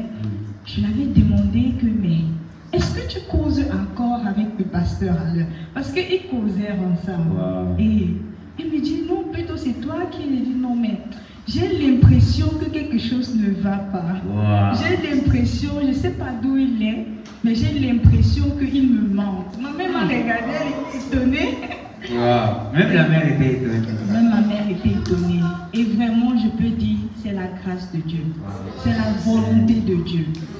Donc vraiment, je remercie encore le Saint-Esprit pour m'avoir posé, pour m'avoir rendu posé. Yeah. Voilà, et attendre le bon moment. Tu as vu, toi qui négliges les plans spirituels de l'église, ok? Toi qui négliges les frères spirituels de l'église, on a un très bon exemple ici, ok? Elle n'y croyait pas, mais regarde où elle est assise, regarde qui est à côté d'elle, c'est un pasteur, ok? Donc, on a beaucoup parlé des influences des personnes. J'aimerais amener notre chère discussion à un autre niveau, c'est l'influence des sens. Je m'explique. On a pour influenceurs très facilement des hommes, comme on a pu le voir, on a cité les parents, on a cité les amis à l'école, les nectars, les amis avant de se marier, etc. Mais nos sens également, ou je veux dire nos émotions, notre caractère, notre tempérament, a la capacité aussi de nous influencer et est facilement considéré comme un influenceur qui peut nous empêcher d'exceller, ou d'accéder à certaines choses dans nos vies. Donc, par exemple, Berger Gaëtan, est-ce que ça t'est arrivé, voilà, dans ta vie d'étudiant et même dans la vie en général, ok, jusqu'ici, de peut-être à cause des émotions, à cause de ton caractère, de manquer quelque chose ou d'agir d'une façon dont tu regrettes encore aujourd'hui? Est-ce que ça t'est arrivé?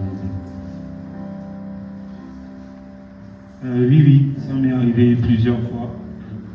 Déjà à cause, comme tu l'as si bien dit, de mon tempérament, surtout mon tempérament. Pourquoi? Parce que je suis quelqu'un qui ne parle pas facilement vers les autres, qui ne demande pas, et surtout qui ne parle pas beaucoup. Et à un moment donné, je me rendais compte, surtout dans mes études, que ça avait un impact négatif sur moi. Parce que je pourrais être en classe, même jusqu'à l'université en première année, je pourrais être en classe, je ne comprends pas, mais je ne vais pas aller voir les autres pour dire est-ce que tu peux me montrer, est-ce que tu peux m'aider. Je ne vais pas le faire. Je vais juste rester comme ça. Je vais aller à la maison, je vais continuer à relire. Et si je ne comprends pas, je vais aller comme ça. Je vais faire la chose. Et c'était quelque chose de très négatif. Très négatif. Pourquoi? Parce que quelque part, ça m'empêchait, comme le pasteur l'a dit, de faire plus que ce que je pouvais faire. C'est vrai que je faisais quelque chose, j'avais de bonnes notes, mais je pouvais avoir encore plus de bonnes notes que cela. Mais juste à cause de ce blocage-là, j'ai vraiment eu certaines difficultés à, je peux dire, vraiment exceller au niveau où j'aurais dû exceller dans les études. Waouh. C'est bien de préciser ça. Mais également, vu que tu travailles aussi, comme on l'a dit dans ta présentation, vu que tu travailles, est-ce que ton tempérament a peut-être pu te faire arrêter le travail? Parce que pour ceux qui ne travaillent pas encore et qui n'ont jamais travaillé de leur vie, sachant que le travail n'est pas une chose facile, c'est quelque chose où il faut pousser, c'est quelque chose où parfois tu peux facilement dire que tu abandonnes même la recherche, juste la recherche du travail. Donc est-ce que ton tempérament ou ton caractère vis-à-vis des personnes, tes émotions naturelles, on va dire, ont eu un certain impact, ont amené certaines difficultés peut-être dans ta capacité à travailler et tout? Concernant cela, je dirais oui aussi. Parce qu'au travail, déjà avant de trouver le travail, j'avais commencé à chercher, je déposais des CV un peu partout, à gauche, à droite. Mais à un certain moment, j'ai commencé à me sentir vraiment... Je me suis dit, je ne mérite pas. Je ne suis pas assez qualifié pour avoir un travail.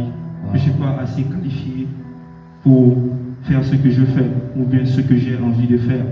Malgré que j'étais allé à l'école, j'ai une licence, mais je me disais que vu que je n'arrive pas à trouver du travail, c'est ce que je ne suis peut-être pas compétent. Donc du coup, ça me frustrait intérieurement. Et j'en avais parlé avec le pasteur une fois. Je lui avais dit que des fois, je ressens le découragement. Et le pasteur m'avait fait comprendre que le découragement arrive à tout le monde. Mais seulement, il ne faut pas te laisser emporter par le découragement. Il faut croire que le Saint-Esprit peut t'influencer, que tu peux faire plus, que tu peux réussir. Et il y a mon berger aussi qui me le disait souvent, le berger Claude, il me disait souvent qu'il faut insister. Même si tu es parti, tu as déposé des CV partout, même si on ne t'a pas appelé, il faut persister, continuer à les déposer. Et un jour, tu verras que le Seigneur ouvrira une porte et tu auras la grâce, tu vas trouver un travail. Et par la grâce de Dieu, j'ai continué à insister, je n'ai pas abandonné. Mais si c'était moi-même, honnêtement, je n'allais plus envoyer des CV. Je n'allais plus envoyer des CV, je n'allais même plus sortir, aller déposer des CV. Si ce n'était que moi, je n'allais plus le faire. Mais parce que j'ai été influencé positivement par ces personnes-là, et parce que j'ai été conseillé, j'ai été conduit et dirigé, et par la grâce de Dieu, j'ai persévéré, et j'ai pu trouver un travail. Et aujourd'hui, par la grâce de Dieu, ça va. C'est puissant, et ça me rappelle une parole que le pasteur avait sortie lors d'une de ses prédications, que en général le découragement arrive lorsque la bénédiction aussi est proche. Ce n'est pas exactement ces mots-là, mais c'était l'idée derrière. Que généralement, pour prendre l'exemple de l'église, souvent c'est quand on se dit qu'on va quitter l'église que la bénédiction qu'on devait recevoir était proche. Et souvent ils donnent des exemples, et on peut voir avec les exemples que les personnes qui quittent ou les personnes qui partent ratent quelque chose qui était déjà à côté d'eux, peut-être une place, peut-être une évolution dans la vie. Et à cause du caractère, à cause du tempérament, à cause de la façon naturelle d'agir, on rate souvent ces choses-là. Okay? Il y a quelqu'un qui regarde de là, qui a peut-être déjà envie d'abandonner parce qu'il a essayé. Le tempérament, si tu es flegmatique, okay? Tu sais, tu veux abandonner déjà, la chose ne marche pas, tu veux déjà abandonner. Et je pense qu'on a différents tempéraments ici, on a différents caractères, différentes façons d'agir naturellement ici. Et j'aimerais savoir un peu pour tout le monde comment est-ce que c'était niveau tempérament dans les études, dans la vie, pour le choix que vous avez décidé de mener comme pasteur, pour le couple. Comment est-ce que votre tempérament a pu vous influencer positivement ou négativement? Alléluia. Amen. Oh, je peux dire que l'une des choses qui m'embêtait, je ne sais pas si c'est le tempérament ou le caractère, c'est comme je n'avais pas la patience pour presque tout. Je pense que c'est le fruit de l'esprit aussi. Et c'est l'une des choses que le Saint-Esprit a aujourd'hui fait disposer à moi. Parce qu'avant, quand on parle de la patience, je ne connais pas ça. Et j'étais vraiment dur avec les choses. Et aujourd'hui, l'un de mes versets préférés est basé sur la patience. Parce que j'ai appris avec des années, avec le ministère, qu'il faut la patience pour pouvoir vraiment très avancer dans la vie. Donc, mais avant tout ça, c'était vraiment, si je cherche quelque chose, je veux l'avoir maintenant. Si la chose même doit durer, normalement, la chose doit durer. Je ne veux pas que la chose dure. Et à cause de ça, tu peux voir qu'il y a des opportunités que tu rates parce que tu n'as pas de patience. Tu ne veux pas attendre ton tour. Et à cause, j'étais vraiment chaud avec les choses. Wow. Je t'assure. Et je suis venu dans le ministère, je voyais la même chose. C'était un caractère ou bien quelque chose que j'avais depuis, avant même d'entrer dans le ministère. Et je voyais ça. Et donc, je devais prier à Dieu. Parce que, aussi, si tu n'as pas la patience, hein, c'est pourquoi nous sommes beaucoup découragés par les choses. On cherche des résultats. Et sans la patience, tu seras beaucoup découragé. Et la patience aussi nous donne des meilleurs résultats. Mais souvent, nous cherchons des résultats. Je viens de faire ceci, bien, je viens de prier. Dieu doit répondre à mes besoins maintenant, demain. Ça fait des années, Dieu ne répond pas. Et tu es beaucoup découragé parce que tu penses que le résultat doit arriver maintenant, ça doit arriver demain. Mais parce que le résultat n'arrive pas dans le délai dont tu veux. Tu es découragé, tu perds l'espoir, tu perds même la foi. Et nous avons beaucoup qui rétrogradent aussi à cause de ça. Je prie à Dieu, ça fait des années, faites telle chose pour moi, pour ma famille, mais Dieu n'arrive pas à le faire selon eux. Mais il n'y a pas la patience pour attendre les réponses. Et les jours, comme tu venais de dire tout à l'heure, le jour où peut-être la réponse arrive, c'est le jour où la personne aussi quitte. Donc je dis, je rends grâce à Dieu que je peux dire avec confiance et par la grâce de Dieu que je suis une personne remplie de l'esprit de patience. Et aujourd'hui, Hébreux 6, verset 12, c'est l'un de mes versets préférés. C'est l'un de mes versets préférés. Et je crois vraiment dans la patience. Je crois vraiment dans la patience. Et avec la foi, je sais qu'il y a deux choses qui m'attendent. Et je vais forcément arriver là où je dois arriver. Wow. Amen. Donc on peut voir que le caractère impatient a failli ou a frustré tout au long de sa vie notre très cher pasteur. Donc il y a quelqu'un sûrement qui est comme ça. Écoute, ton caractère peut te faire rater beaucoup de choses. Et même je pense que pour parler de patience et pour te faire un lien, parce que c'est toujours ensemble avec la prédication que nous avons reçue hier, si tu n'es pas patient, tu ne pourras pas récolter ce que tu as semé. Tu ne pourras pas récolter toutes les bonnes choses que tu as en relation à terre, toutes les bonnes choses que tu as laissées mourir. Donc il faut de la patience. Laisse au temps, laisse à Dieu de faire ces choses. Laisse à Dieu d'arranger les choses. Tu veux que ça arrive vite, mais peut-être que si ça arrive maintenant, ça peut te détruire. Et par la grâce de Dieu, on a pu voir que quelque chose a changé. Et certainement, si on pouvait aller plus en profondeur dans la vie de notre très cher pasteur, on verrait que le fait de devenir patient a emmené beaucoup plus de choses que lorsqu'il était un peu plus impatient. Donc le caractère, les émotions, le tempérament, je pense, sont très importants lorsqu'on va vivre avec quelqu'un au quotidien, lorsqu'on doit se réveiller et se coucher avec quelqu'un au quotidien. Donc, est-ce que quelque part, ça a été quelque chose finalement qu'il fallait travailler, une influence tout au long de votre vie, même avant d'entrer dans le mariage? Est-ce qu'il y a peut-être un comportement, une émotion, peut-être colérique, peut-être trop mélancolique, qui aurait pu vous influencer négativement dans votre mariage?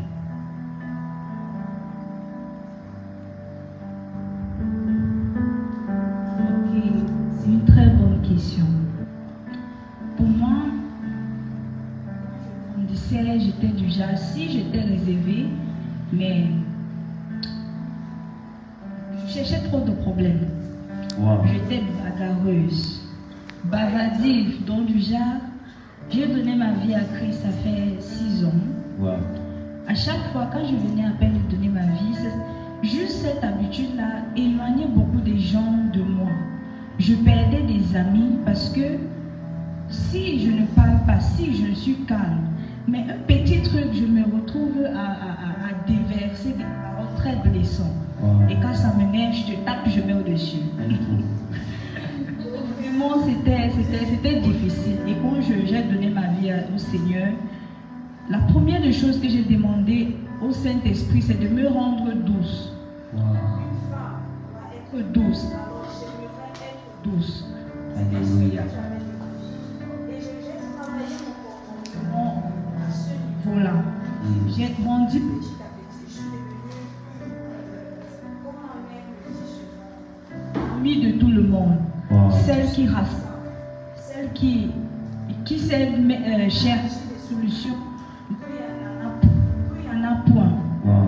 Alors cette habitude-là m'a beaucoup aidé dans mon ménage en tant que femme au foyer.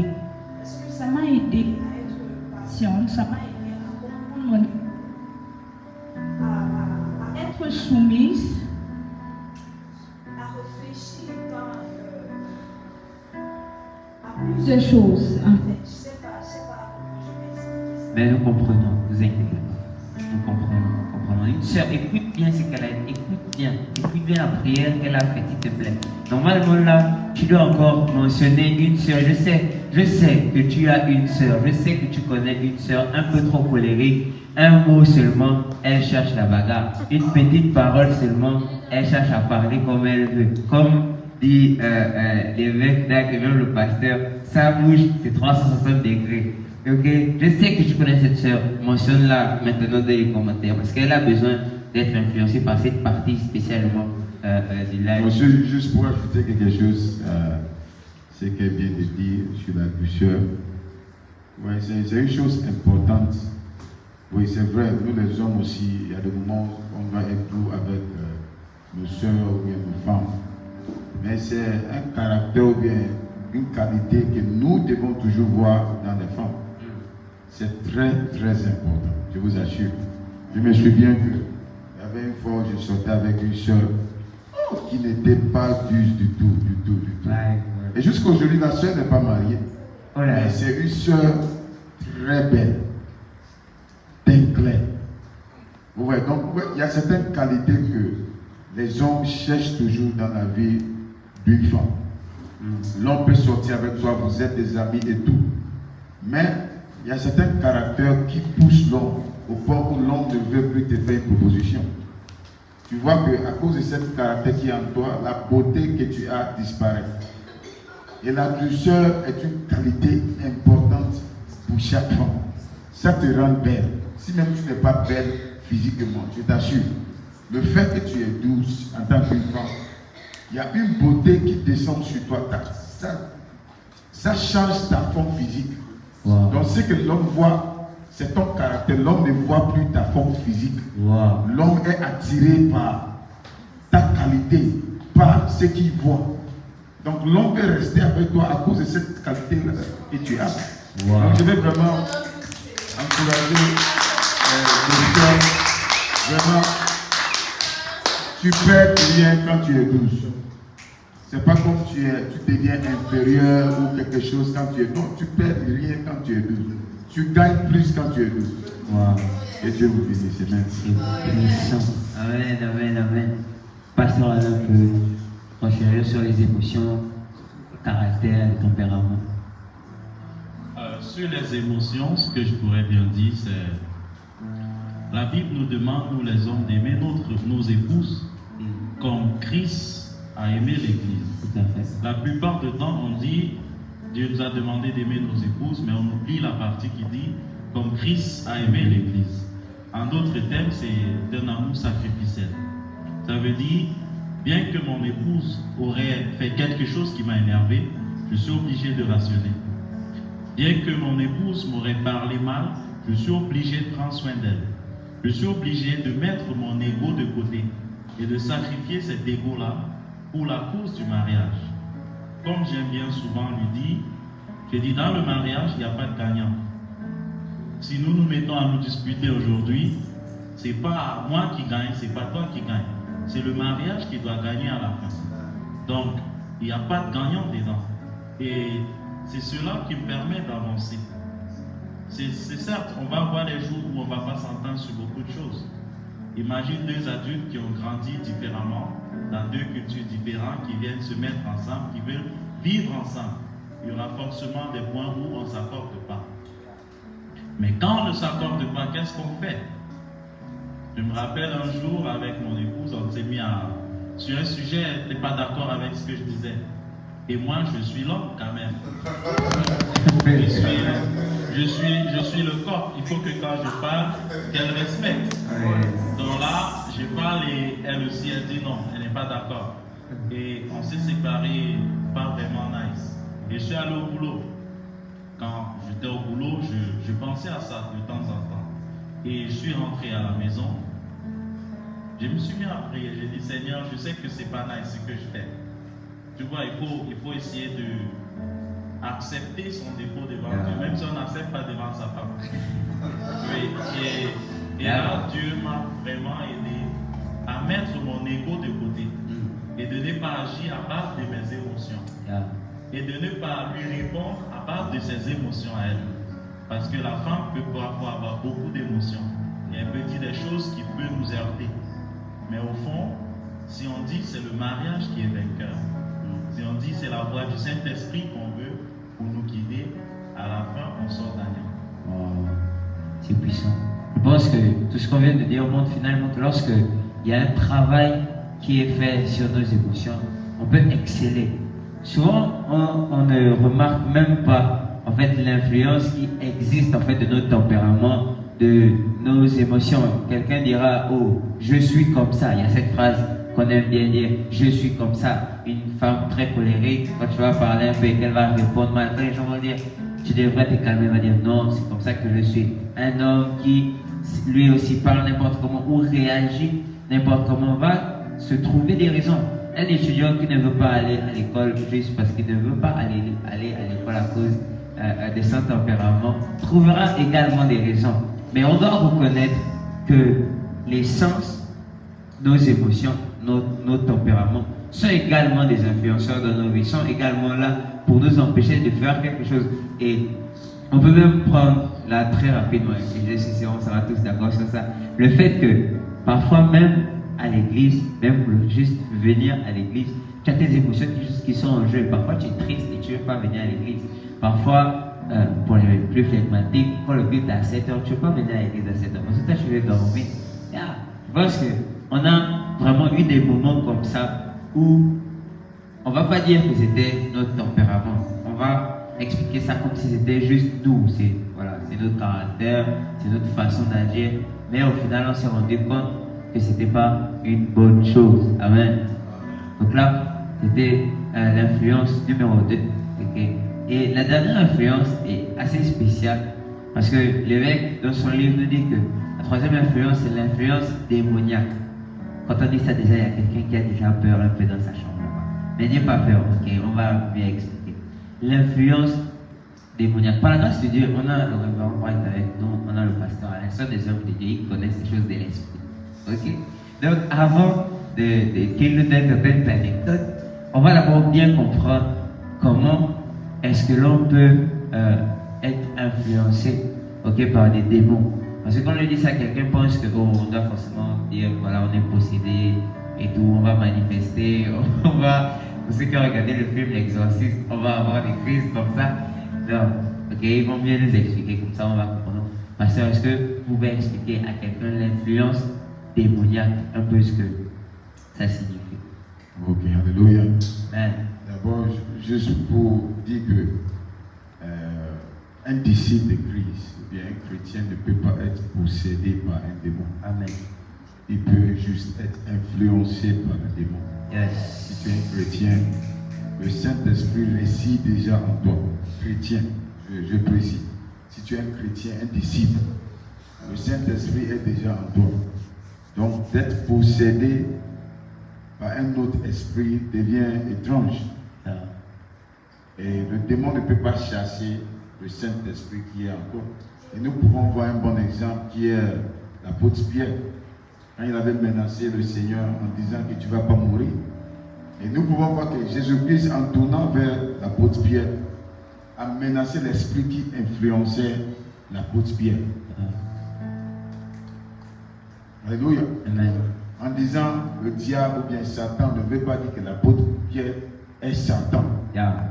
L'apôtre Pierre, bien avant qu'il ne dise toutes ces choses-là, a été même inspiré par Dieu pour donner la meilleure réponse quand Christ posait la question. Est-ce que les gens disent que je suis? Est-ce que je suis un prophète ou quoi? Il a été vraiment inspiré par Dieu pour dire que tu es le Fils de Dieu, le Dieu vivant. Tu es le Christ. Donc juste quelques versets après, c'est là où il a menacé le Seigneur que tu ne vas pas mourir. Donc, nous pouvons être des chrétiens et d'être aussi influencés par des démons ou bien par des mauvais esprits. Mais tu ne peux pas être possédé. La seule fois où tu peux être possédé, c'est quand tu réunis la foi. C'est quand tu abandonnes la foi que je ne suis plus telle personne. C'est là où tes portes sont ouvertes et ta vie ou bien ton corps devient l'habitation des démons. Aujourd'hui, nos corps sont l'habitation du Saint-Esprit. Donc d'être possédé d'un autre esprit n'est pas possible. Si tu restes un enfant de Dieu, tu restes un disciple de Christ. Donc d'être influencé par des démons n'est pas une chose, je peux dire, mystérieuse, où tu vas voir des démons dans ta chambre qui vont venir te parler ou bien t'effrayer ou non. Ce sont des esprits et on ne doit pas oublier que nous aussi nous sommes des esprits. Et donc c'est pourquoi c'est possible pour des démons qui sont des esprits de aussi nous influencer. C'est pourquoi les démons ne peuvent pas influencer les chats. Les démons peuvent posséder toutes ces choses, mais ne peuvent pas les influencer. Parce qu'il n'y a pas un esprit qui habite dans l'homme, qui habite aussi dans ces choses. Donc nous devons comprendre la raison pourquoi nous pouvons être facilement influencés, soit par le Saint-Esprit ou bien par les démons. C'est parce que nous avons un esprit en nous. Et les esprits communiquent. Et c'est pourquoi la Bible dit l'homme charnel ne peut rien recevoir de Dieu. Donc quand tu deviens Chanel, c'est là où c'est facile pour les démons de vous embêter, de vous diriger. Parce que l'homme spirituel est influencé par le Saint-Esprit, influencé par Dieu. C'est pourquoi la Bible dit l'homme Chanel ne peut rien recevoir de Dieu. Donc c'est l'homme spirituel qui arrive à recevoir quelque chose de Dieu. Donc c'est l'homme Chanel qui arrive aussi à recevoir quelque chose des démons, du diable. Parce que tu es Chanel terrestre. Tu penses seulement des choses du monde. Tu agis selon tes émotions, selon tout ce qui vient vers toi. Donc là, il y a des portes ouvertes dans ta vie où c'est facile pour les démons de t'influencer. Et c'est pourquoi il y a beaucoup qui ont des pensées de se suicider. Il y a beaucoup de choses qui sont influencées par les démons. La dépression, il y a certaines dépressions qui sont influencées par les démons parce qu'il y a une porte ouverte dans ta vie qui fait en sorte que cette un peu comme, je peux dire peut-être une soeur qui a environ 40 ans, 45 ans, elle commence à penser que je ne peux plus avoir un mari. Vous voyez, ce pensée devient la peur en elle. Donc elle a peur que ce n'est plus possible. Et tu vois que ta vie est dirigée maintenant par cette pensée-là. Et tu te rends compte que 50 ans, 50 ans, 60 ans, la soeur n'est pas mariée. Tu ne dois pas nous laisser d'être dirigé par toutes ces choses. À chaque fois que tu ressens la peur, il faut comprendre qu'il y a une présence autour de toi. Et tu commences à lier, tu commences à prier contre ça. Parce que Dieu ne nous a pas donné l'esprit de peur. Et là où tu te sens la peur, il faut comprendre, si même c'est dans une église, ou au quotidien, peut-être tu as toujours la peur. Peut-être que le pasteur t'appelle, il y a une réunion et toujours ce qui se passe dans les réunions, ça apporte une peur dans ta vie. Moi je crois que Dieu n'est pas dans cette église. Ou bien l'Esprit de Dieu n'est pas dans telle église. Parce qu'une église n'est pas censée apporter la peur dans la vie de ses brebis ou bien dans ses leaders. Il faut ressentir toujours la paix. Alléluia. Amen. Que Dieu vous bénisse. Amen. Pasteur, si vous pouvez ajouter. Ok. Déjà, ce que je pourrais ajouter à ce que le pasteur vient de dire, c'est nos actions aussi ouvrent souvent les portes à l'influence démoniaque. Nous pouvons bien prendre l'exemple du roi Saül. Il était gouverneur du peuple de Dieu. En d'autres termes, il était pasteur de l'église d'Israël. Et il y avait un sacrifice à faire, sauf que ce n'était pas lui la personne à le faire. Et l'impatience, comme le pasteur pouvait dire plus tôt, lui a amené à faire ce sacrifice-là et Dieu lui a rejeté. Et la Bible pouvait dire qu'il y a un esprit venant de Dieu qui a été envoyé pour le tourmenter. Pourquoi? Parce qu'il avait ouvert une porte dans sa vie pour être tourmenté par un esprit démoniaque. Donc parfois, c'est juste des choses que nous faisons. Des endroits où nous allons. En tant que chrétien, tu décides d'aller dans une boîte de nuit. Ce n'est pas les esprits de Dieu que tu vas trouver là-bas.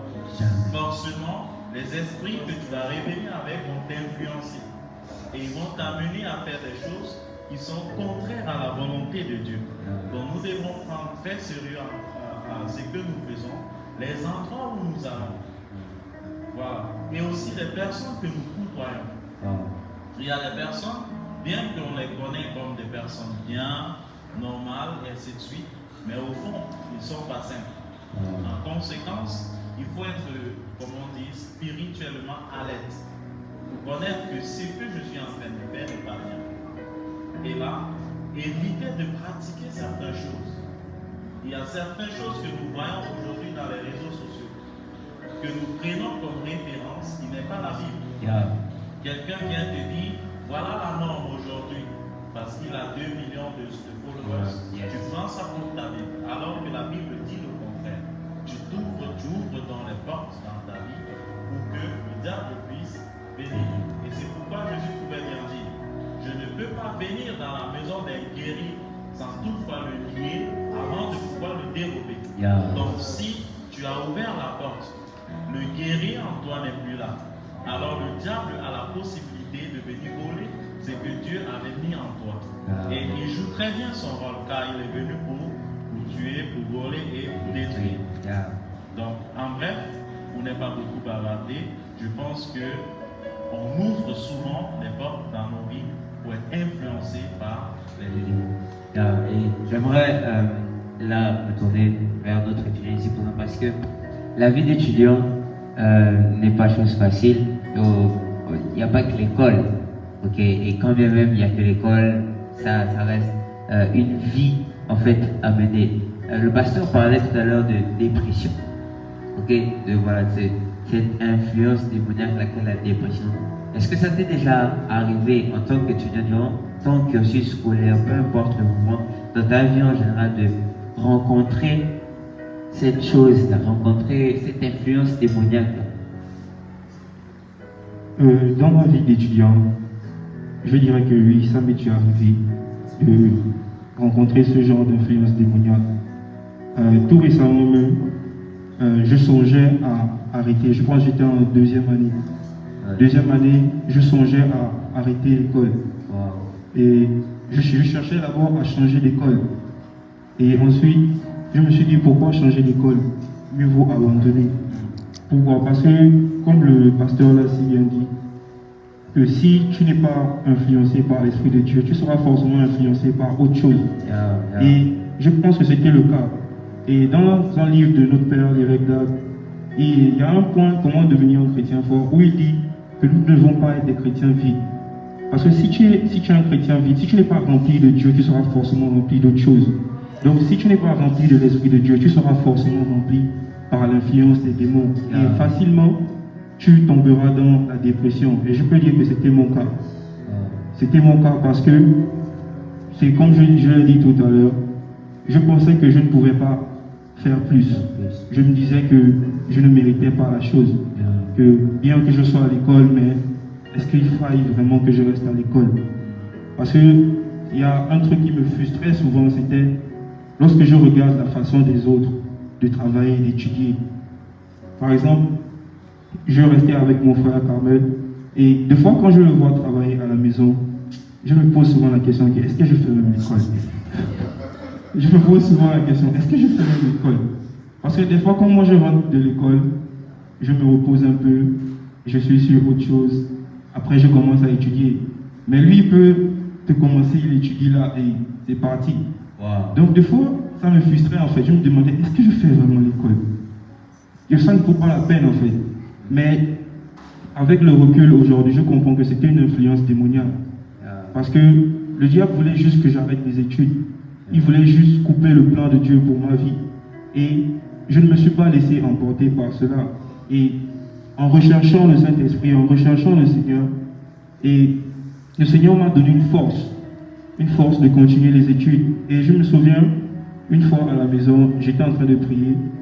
Et pendant que je priais, je pouvais ressentir une forte joie. Je ne sais pas pourquoi je ressentais cette joie. Et c'est après, lorsque j'étais arrivé à l'église, le prophète Ernest m'avait dit que le Seigneur a voulu te voler ta joie. Mais le Seigneur n'a pas permis qu'il te vole ta joie. Et j'avais compris par cela que c'est certainement cette joie que le diable voulait me voler qui me poussait dans la dépression, qui me poussait à vouloir abandonner les études, qui me poussait à vouloir tout abandonner. Parce que vraiment, je me disais que je ne sers à rien. Que ça ne sert à rien de continuer à rester là. Et des fois, comme le pasteur disait, ça te donne même l'envie de te suicider. Parce qu'il ne faut pas se mentir, j'avais cette pensée-là. Et je me disais, ah Seigneur, je fais quoi là? Emmène-moi déjà. Tu vois, je me disais vraiment ça. Mais je ne me suis pas laissé emporter par ces émotions. J'ai continué à prier. J'ai continué à rechercher le Saint-Esprit. Et c'est après, une fois, mon berger était à la maison. Il me disait que Junior, tu te négliges, mais tu as beaucoup de potentiel en toi. Tu ne remarques pas que tu comprends facilement les choses. Et par la grâce de Dieu, c'est une chose que je peux dire que le Saint-Esprit m'a donné. Je peux dire un don. Parce que facilement, je peux comprendre quelque chose. Facilement, je peux retenir quelque chose. Et je pense vraiment que c'est un don qui me vient du Saint-Esprit. Parce que le Saint-Esprit m'a influencé. Et parce que je me suis laissé conduire par le Saint-Esprit. Amen, amen. Donc, pourquoi on a parlé de ça? Moi, j'ai préféré vraiment faire cette parenthèse-là. Parce qu'on peut parler de l'influence démoniaque sous beaucoup d'aspects. Okay? On peut parler de l'influence démoniaque peut-être sur la fornication. Il y a des gens qui sont influencés par le diable à le faire. On peut parler de ça sur le mensonge, parce qu'il y a beaucoup de gens qui sont poussés par les démons à le faire. Bref, on peut vraiment prendre plusieurs exemples. Mais pourquoi précisément la dépression? Parce que si on regarde bien, on peut se rendre compte que c'est un cycle en réalité. La dépression, c'est pas comme ça tombe tout de suite. Pour les gens qui aiment abuser et dire je déprime alors que tu as une tristesse passagère, c'est pas ça. La dépression, c'est vraiment un cycle. C'est comme disait le pasteur, c'est vraiment une influence démoniaque. Ça arrive, ça commence dans tes pensées, comme on a pu l'entendre ici. Ça commence dans tes pensées, et le berger Gaëtan a donné cet exemple-là. Ça commence dans les pensées où tu te dis, ah, je ne suis pas mieux que, ou je ne fais pas mieux que. En fait, tu as beaucoup de pensées négatives vis-à-vis de toi-même. Peu importe le potentiel que tu as, peu importe même la note que tu as, parce que je suis sûr que quand il dit qu'il voulait arrêter en deuxième année, c'est pas comme s'il avait échoué la deuxième année. Non, il n'avait pas repris. Pourtant, on peut voir que la chose était présente. Et suivant le cycle, en menant une tristesse, en menant une autre, une mauvaise pensée, en menant une autre, on se retrouve dépressif et on se retrouve à vouloir abandonner même la vie. Donc avec tous les exemples qu'on a pu voir ici, de l'influence des personnes, de l'influence du sens, de l'influence démoniaque, je pense qu'à la fin de la journée, on a tous compris que le meilleur influenceur pour exceller dans la vie, ce n'est pas Bill Gates, ce n'est pas Jeff Bezos, ce n'est pas Elon Musk, c'est le troisième que je cherchais. Voilà, ce n'est pas forcément toutes ces personnes-là, ce n'est pas forcément la voisine du quartier qui a des enfants, qu'elle frappe dans le secret, mais que tu n'entends pas les enfants pleurer. Ce n'est pas forcément cet ami-là qui n'est même pas marié, mais qui a l'impression de donner de très bons conseils en amour. Ce n'est pas forcément cet étudiant en classe qui te dit qu'il a fini déjà tout le livre de maths, mais qui à la fin de la journée n'a pas la meilleure note en maths. Ce n'est pas forcément toutes ces personnes-là, mais c'est le Saint-Esprit. Et pourquoi le Saint-Esprit? On a des personnes ici qui vont mieux nous expliquer comment est-ce que, et pourquoi surtout, le Saint-Esprit est le meilleur influenceur pour exceller dans la vie. Donc le métro et avec le berger Gaëtan, donc je pense qu'il peut nous expliquer pourquoi est-ce qu'il pense que le Saint-Esprit est le meilleur influenceur. C'est même le premier à l'avoir dit sur ce plateau. Merci, berger Franklin. Je pense que le Saint-Esprit, c'est le meilleur influenceur. Parce que le Saint-Esprit, c'est celui-là qui nous connaît le mieux, je peux dire. Parce que comme la Bible dit que qui peut mieux connaître la pensée de Dieu si ce n'est l'Esprit de Dieu? C'est de même aussi, qui peut mieux connaître la pensée de l'homme si ce n'est l'Esprit de l'homme? Mais l'Esprit, le Saint-Esprit, lui, il influence notre esprit à nous. Le Saint-Esprit nous forge, le Saint-Esprit nous transforme. Et pourquoi le Saint-Esprit est important? Le Saint-Esprit est important dans la vie d'un chrétien parce que le Saint-Esprit donne aux chrétiens la capacité d'aller à une dimension qu'il n'aurait pas pu imaginer lui-même. Ou bien de faire quelque chose qu'il n'aurait pas pu faire lui-même avec sa propre force. C'est pourquoi dans le livre, l'évêque nous dit aussi, il parle de l'influence du Saint-Esprit sur l'intelligence. Vu que on parle dans le domaine des études par exemple, le Saint-Esprit peut t'influencer dans tes études en t'apportant l'intelligence dont tu as besoin pour continuer tes études, pour exceller dans tes études. Et je me souviens une fois avant un examen, je parlais avec une bergère à l'église et elle m'avait envoyé un message. Et c'était un verset que je ne connaissais pas, c'était Ésaïe 11, verset 2. Et elle m'avait dit que l'esprit d'intelligence et d'excellence soit de ton partage. Et après, j'étais allé lire le verset. Et j'avais compris que waouh, que vraiment l'Esprit de Dieu peut nous influencer aussi dans tous les domaines. Parce que j'étais encore un nouveau croyant, je ne comprenais pas encore certaines choses. Et par la suite, j'avais expérimenté ça moi-même. Parce que par la grâce de Dieu, c'est un rituel que je fais même jusqu'à présent. Avant chaque examen, je prie. Et je me souviens une fois, j'avais prié. Et j'avais demandé au Saint-Esprit, Saint-Esprit, que ce que je vais étudier puisse venir au devoir demain. Et j'avais étudié. Et après, la fatigue est arrivée, je me suis endormi. Mais lorsque j'étais arrivé à l'école le matin pour faire l'examen, lorsque le sujet était arrivé, lorsque j'ai regardé la première page, je paniquais déjà que c'est pas ce que j'ai étudié. Mais lorsque j'ai retourné la feuille, j'ai vu que c'était exactement ce que j'avais étudié la veille. Qui était, on peut dire, c'était juste les chiffres qui ont changé. Mais c'était exactement le même TD qu'on avait travaillé avec le professeur. Et c'était vraiment la manifestation réelle de la puissance, de l'influence du Saint-Esprit sur notre intelligence. Parce que si je pouvais aller faire ce devoir, moi-même, je vais dire que je n'étais pas prêt. Parce que je n'avais pas vraiment étudié cette soirée-là. Je m'étais endormi. Mais juste le petit bout que j'avais étudié, et par ce que le Saint-Esprit m'a aidé, et c'est ce qui était venu au devoir. Amen, amen. Donc à toi étudiant qui regarde ce live, sache que le Saint-Esprit peut également influencer ton intelligence. C'est une chose que notre agent pasteur nous dit souvent.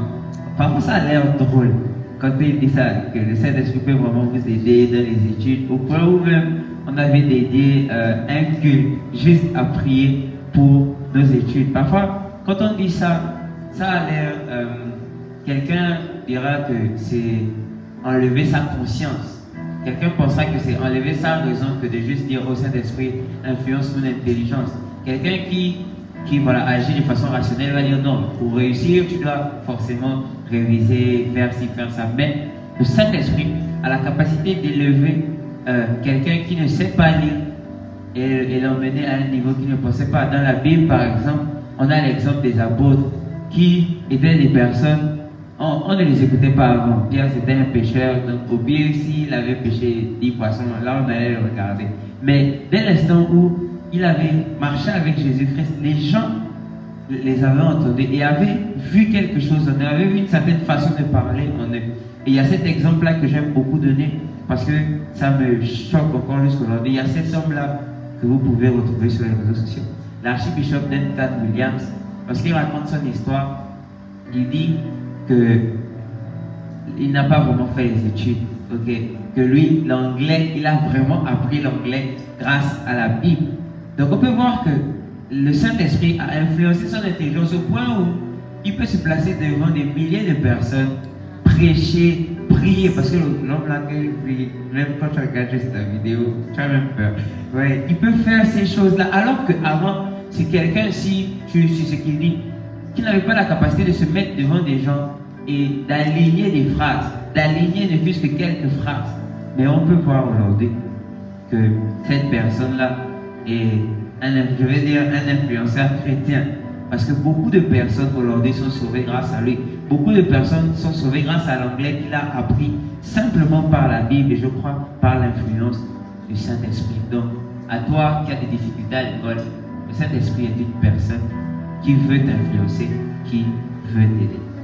Si on veut écouter les raisons pour lesquelles le pasteur White pense que le Saint-Esprit est le meilleur influenceur. Amen. Oui, j'ai beaucoup aimé quelque chose que le chef Junior a dit, que le Saint-Esprit nous connaît mieux. Et pour pouvoir être influencé, il faut être influencé par la personne qui te connaît mieux. Il ne faut pas te laisser influencer par une personne qui ne te connaît pas. Tu seras mal influencé. Et il faut aussi te laisser être conduit par la personne qui connaît la vérité. Et le Saint-Esprit, l'un de ses noms, c'est l'Esprit de vérité. Jean chapitre 16, le verset 13, la Bible fait comprendre que son nom, c'est l'Esprit de vérité. Il nous conduira dans toute la vérité. Donc, pourquoi pas te laisser être conduit par telle personne qui connaît la vérité et son surnom, c'est la vérité, et il te conduira dans toute vérité. Et le mot conduit veut dire aussi influencer. Donc ça veut dire qu'il va t'influencer dans toutes les vérités. Et quand nous voyons à partir de Genèse jusqu'à Apocalypse, il n'y a aucune personne que nous pouvons donner tel témoignage. C'est uniquement le Saint-Esprit. Et il influence nos intelligences, un peu comme ce que le chef Junior aussi a dit. Moi, je suis un grand témoignage de ça. Parce que quand j'avais commencé, j'étais à l'école, comme je partage souvent à l'église, moi, c'était grâce à mon père que j'ai eu la promotion chaque année à l'école. Parce que si mon père n'était pas là, je devais reprendre les classes. J'ai su, ça fait 2 ou 3 fois. Et c'était mon père qui m'a mené à l'école pour les informer que voici mon fils. Il ne doit pas reprendre la grâce. Il doit aller dans l'étape une classe supérieure. Yeah. Et ma mère était fatiguée de ça. Donc, elle a dû changer de corps. Et par la grâce de Dieu, et par des prières et tout, ma tête a changé. Je commence à comprendre des choses. C'était difficile à comprendre. Quand l'enseignant enseigne, je suis dans la classe, mais c'est difficile à comprendre ce qu'on nous enseigne. Mais par la grâce de Dieu et par l'aide du Saint-Esprit, je suis devenu très intelligent. Donc le Saint-Esprit aussi impacte notre intelligence.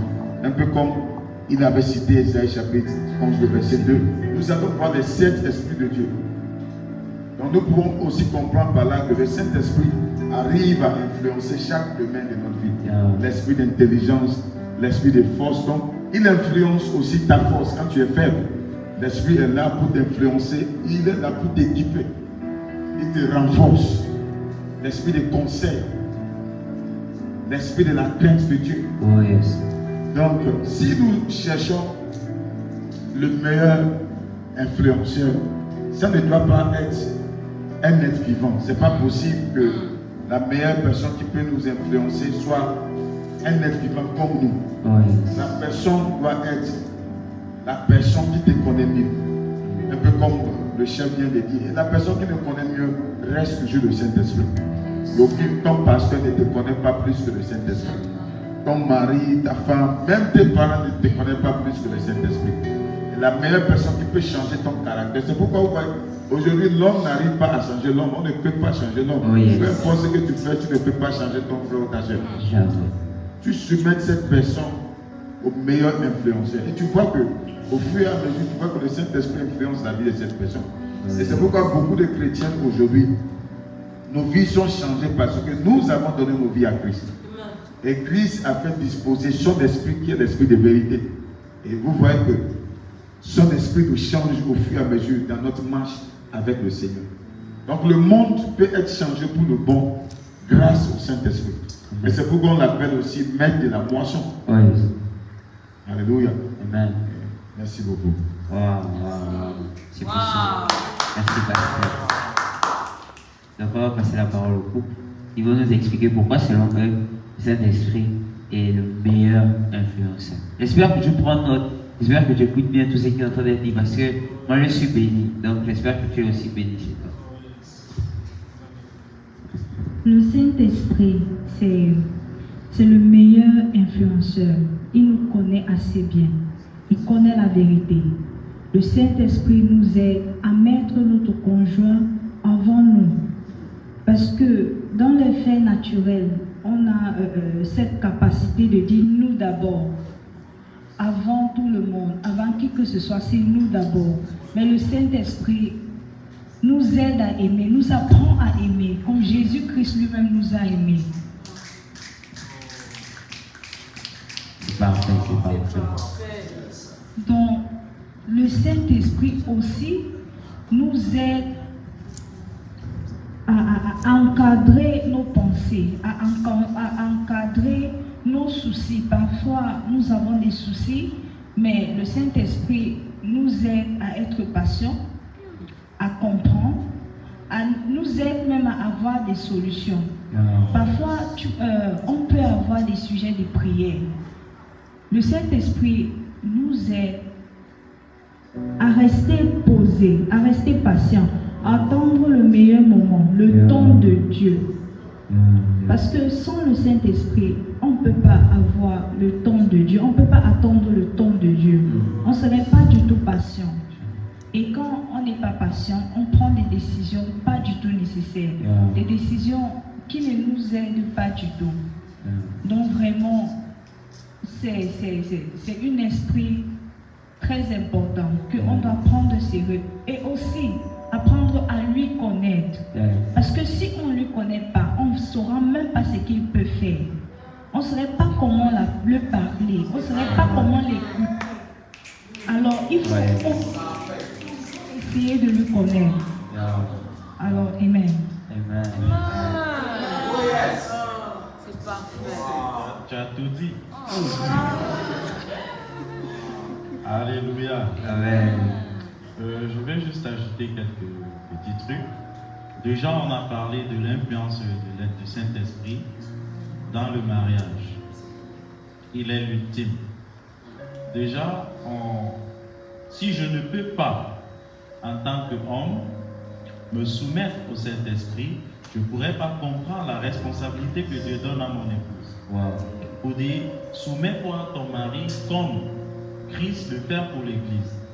Si moi je ne suis pas soumis, déjà il faut comprendre que nous sommes l'époux, l'épouse de Christ. Christ est notre époux. Alors nous tous humains, nous devons apprendre à nous soumettre à Christ. Donc on joue le rôle de femme devant Dieu. Donc là, ça nous permet déjà de comprendre ce que la femme traverse et de comprendre réellement ce qui veut dire la soumission. Et aussi, comme le pasteur venait de citer dans le livre de Jean 16, verset 13, la parole dit, l'esprit c'est l'esprit de vérité. Il ne parle pas selon sa volonté, mais il parle selon ce que Dieu lui dit. Il n'agit pas selon sa volonté, mais selon ce qu'il voit Dieu faire. Donc, si c'est lui qui connaît, si nous devons arranger un appareil électronique, qui d'autre que le fabricant pour nous expliquer comment faire? Dans notre cas, le Saint-Esprit est mieux placé pour nous dire ce qu'il faut faire, car il était là à la création. Oh yes. Il nous connaît mieux que nous-mêmes. Alors, il est la meilleure personne vers qui nous devons nous tourner si nous devons avoir des solutions. Et aussi, le pasteur a prêché, ça fait beaucoup de dimanches, sur Ecclésiaste 9, je pense bien verset 11. Tout à fait, facteur déterminant. Facteur déterminant. Et il pouvait dire, sur la terre, ce n'est pas toujours le fort qui gagne. Ce n'est pas toujours la vitesse qui gagne. Mais parfois le temps et les circonstances. Qu'est-ce qui justifie? Alors, qui gouverne le temps? Qui gouverne les circonstances? C'est le Saint-Esprit. Alors, si nous allions à lui, nous gagnons dans le temps et les circonstances. On pourrait ne pas être les plus forts, mais on serait toujours les gagnants. Parce que nous nous sommes alignés au temps et aux circonstances. Wow. Je pense que ça claque. Je pense que ça claque. Donc, tu as plusieurs raisons ici pour lesquelles le Saint-Esprit est le meilleur influenceur. On aurait pu parler de beaucoup plus de choses, parce que parler de l'influence du Saint-Esprit, c'est en fait parler de comment quelqu'un, parce que c'est une personne, a la possibilité de t'influencer dans tous les aspects de ta vie. Et quand je dis tous les aspects de ta vie, je ne parle pas de façon générale comme on aime prendre, comme on a pu le faire ici avec l'équipe, c'est-à-dire dans les études, le ministère, le travail, le mariage, etc. Non, le Saint-Esprit peut t'influencer dans ta relation avec tes parents. Le Saint-Esprit peut t'influencer dans ta relation avec tes amis, dans le choix de tes amis. Le Saint-Esprit peut influencer ton caractère, ce caractère que tout le monde rejette, comme on a pu le voir ici.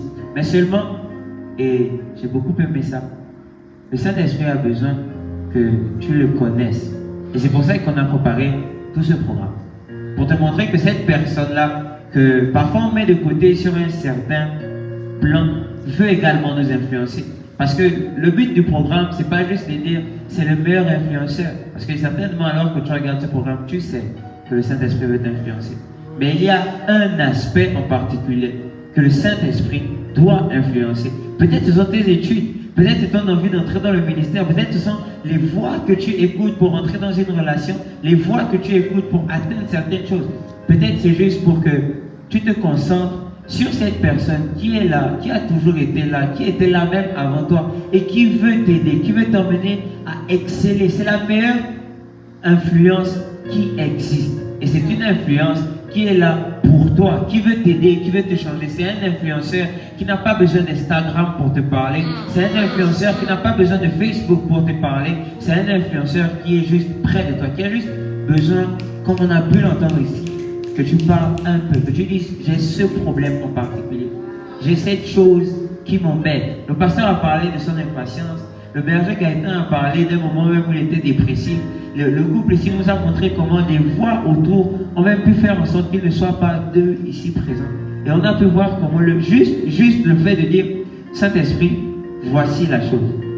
Saint-Esprit, voici les personnes. Saint-Esprit, voici ce que je veux faire. Et on peut voir comment au final, ils excellent. Si on rentre dans les vies de ces personnes, tu vas te rendre compte que ce pas des personnes qui galèrent dans la vie. Ok? Au moins, si je ne connais pas tout le monde sur ce plateau, je connais cette personne à ma droite. Je peux t'assurer qu'il ne galère pas dans la vie. Ok? Donc, le Saint-Esprit veut t'emmener à l'autre niveau de ta vie. Veut être l'influenceur qui t'emmène à l'autre niveau de ta vie. J'ai envie, c'est peut-être le Saint-Esprit qui me dit de parler de ça, de dire que le Saint-Esprit peut même t'influencer dans tes plus petites habitudes de vie, dans ta capacité à rester à la maison, dans ta capacité à garder ta maison propre, dans ta capacité à te garder propre. Le Saint-Esprit peut t'influencer même jusqu'à ce niveau. En fait, je veux vraiment que cette personne-là ne soit pas négligée dans tous les aspects de nos vies, parce qu'on a trop négligé le Saint-Esprit. On a eu des exemples ici. Je pense que Pasteur veut dire quelque chose. Je sors le micro, bougez. Si vous voulez rajouter quelque chose, sentez-vous. Mais vraiment, c'est pour cela. Bon, c'est juste pour ajouter quelque chose. Et souvent, quand nous parlons de l'influence du Saint-Esprit, on ne doit pas tout le temps attendre quelque chose de l'extérieur. C'est toujours à l'intérieur.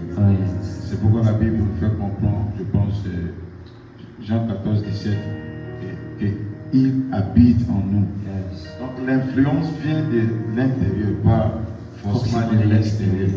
Donc quand nous parlons de l'influence, c'est pas comme tu vas voir quelque chose qui va arriver dans ta chambre, ou bien un vent qui passe. Non, c'est quelqu'un qui te parle de l'intérieur. Il y a une voix qui te parle de l'intérieur. Et c'est cette voix-là qui veut t'influencer. C'est cette voix-là qui veut te parler, qui veut te guider. Alléluia. Et la Bible aussi, le verset 26 du même chapitre, parle de quoi? Il nous rappelle de plusieurs choses, de toutes choses. Et c'est un influenceur qui peut te rappeler des choses.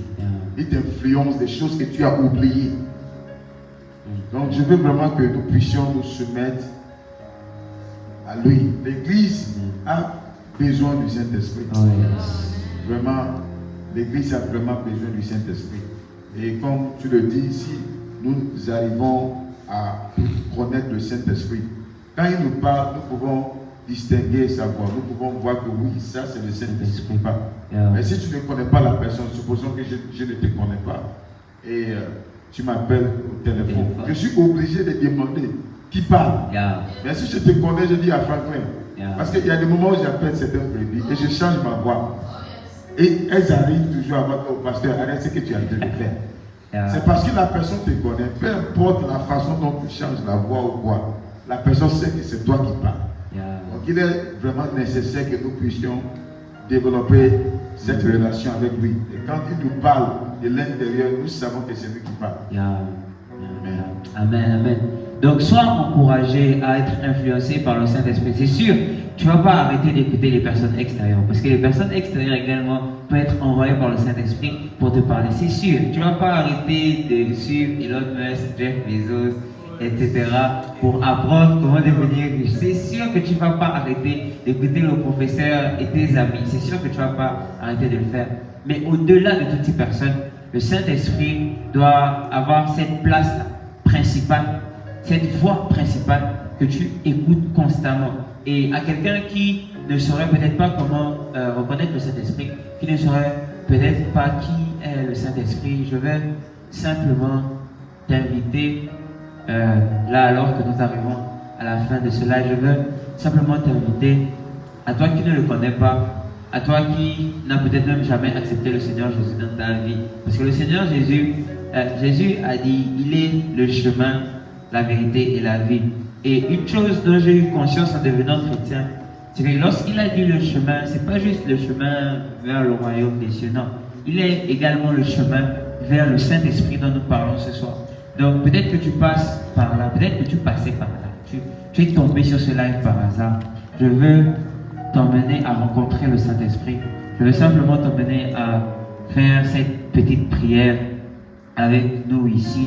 Est-ce que tu pourrais simplement avec nous prier et dire: Seigneur Jésus, je viens à toi tel que je suis. je t'accepte ce soir pour te rencontrer, mais également le Saint-Esprit.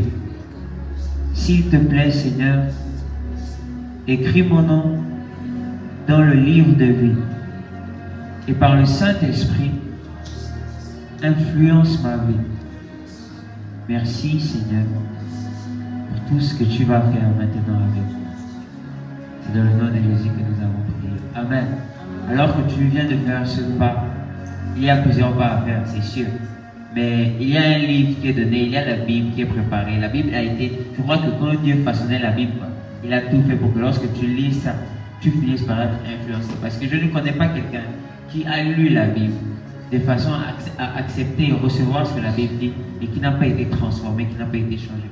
Donc il y a la Bible, il y a cette page qui est là également pour t'aider. Il y a des personnes qui gèrent cette page qui sont là également pour t'aider. Donc si tu as reçu le Seigneur ce soir, si tu as reçu le Saint-Esprit ce soir et que tu es disposé ou que tu reconnais que tu as besoin d'être conduit également, tu peux laisser un message. Mais n'oublie pas ceci, le Saint-Esprit est le meilleur influenceur.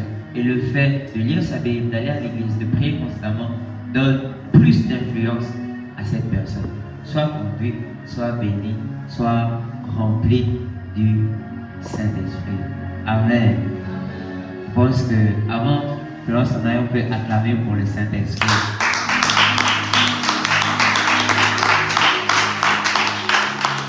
Amen. Donc, nous arrivons malheureusement à la fin de ce live. Alors que nous sommes à la fin, j'avais promis de faire gagner le PDF du livre. Ok, donc la question t'est posée ce soir. C'est une question facile, donc il faut répondre très vite. Le PDF sera seulement envoyé aux 3 premières personnes à avoir répondu. Je tiens à préciser que les personnes sur le plateau n'ont pas le droit de jouer. Ok? Que les personnes de l'équipe de Bautzen n'ont pas également le droit de jouer. Ok? La question est simple. Je suis sûr que tu as oublié le titre. C'est pour ça que je vais te poser la question par rapport au titre du livre. Quel est donc le titre du livre qui nous rassemble ce soir? Je t'ai dit que c'était une question facile. Quel est donc le titre du livre sur les influences qui a permis que nous soyons là ce soir? Je veux le titre exact. Ne fais pas un titre farfelu. C'est pas le quintet où il y a les gagnants dans l'ordre et les gagnants dans le désordre. Non. Ok? Le titre exact. Donc le livre sera envoyé aux 3 premières personnes qui vont donner la bonne réponse. Donc bonne chance à tous et on se revoit sur la plateforme où sera envoyé le livre. Donc merci très cher invité, merci Bernard Gaëtan, merci Pasteur White, merci à notre très cher couple. Nous avons vraiment été bénis. Je pense qu'on peut acclamer ici sur le plateau pour ces invités qui nous ont grandement bénis.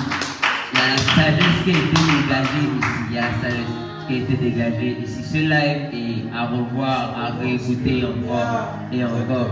Donc j'espère pouvoir une autre fois partager encore le plateau avec vous parce que je suis béni par tout ce que vous avez dit. Merci à toute l'équipe de Bout Sunday. Merci à toutes les personnes présentes ici dans la salle. Merci d'être restés jusqu'à cette heure. Certaines personnes avaient mis la pression avant le live, ils avaient 1h15.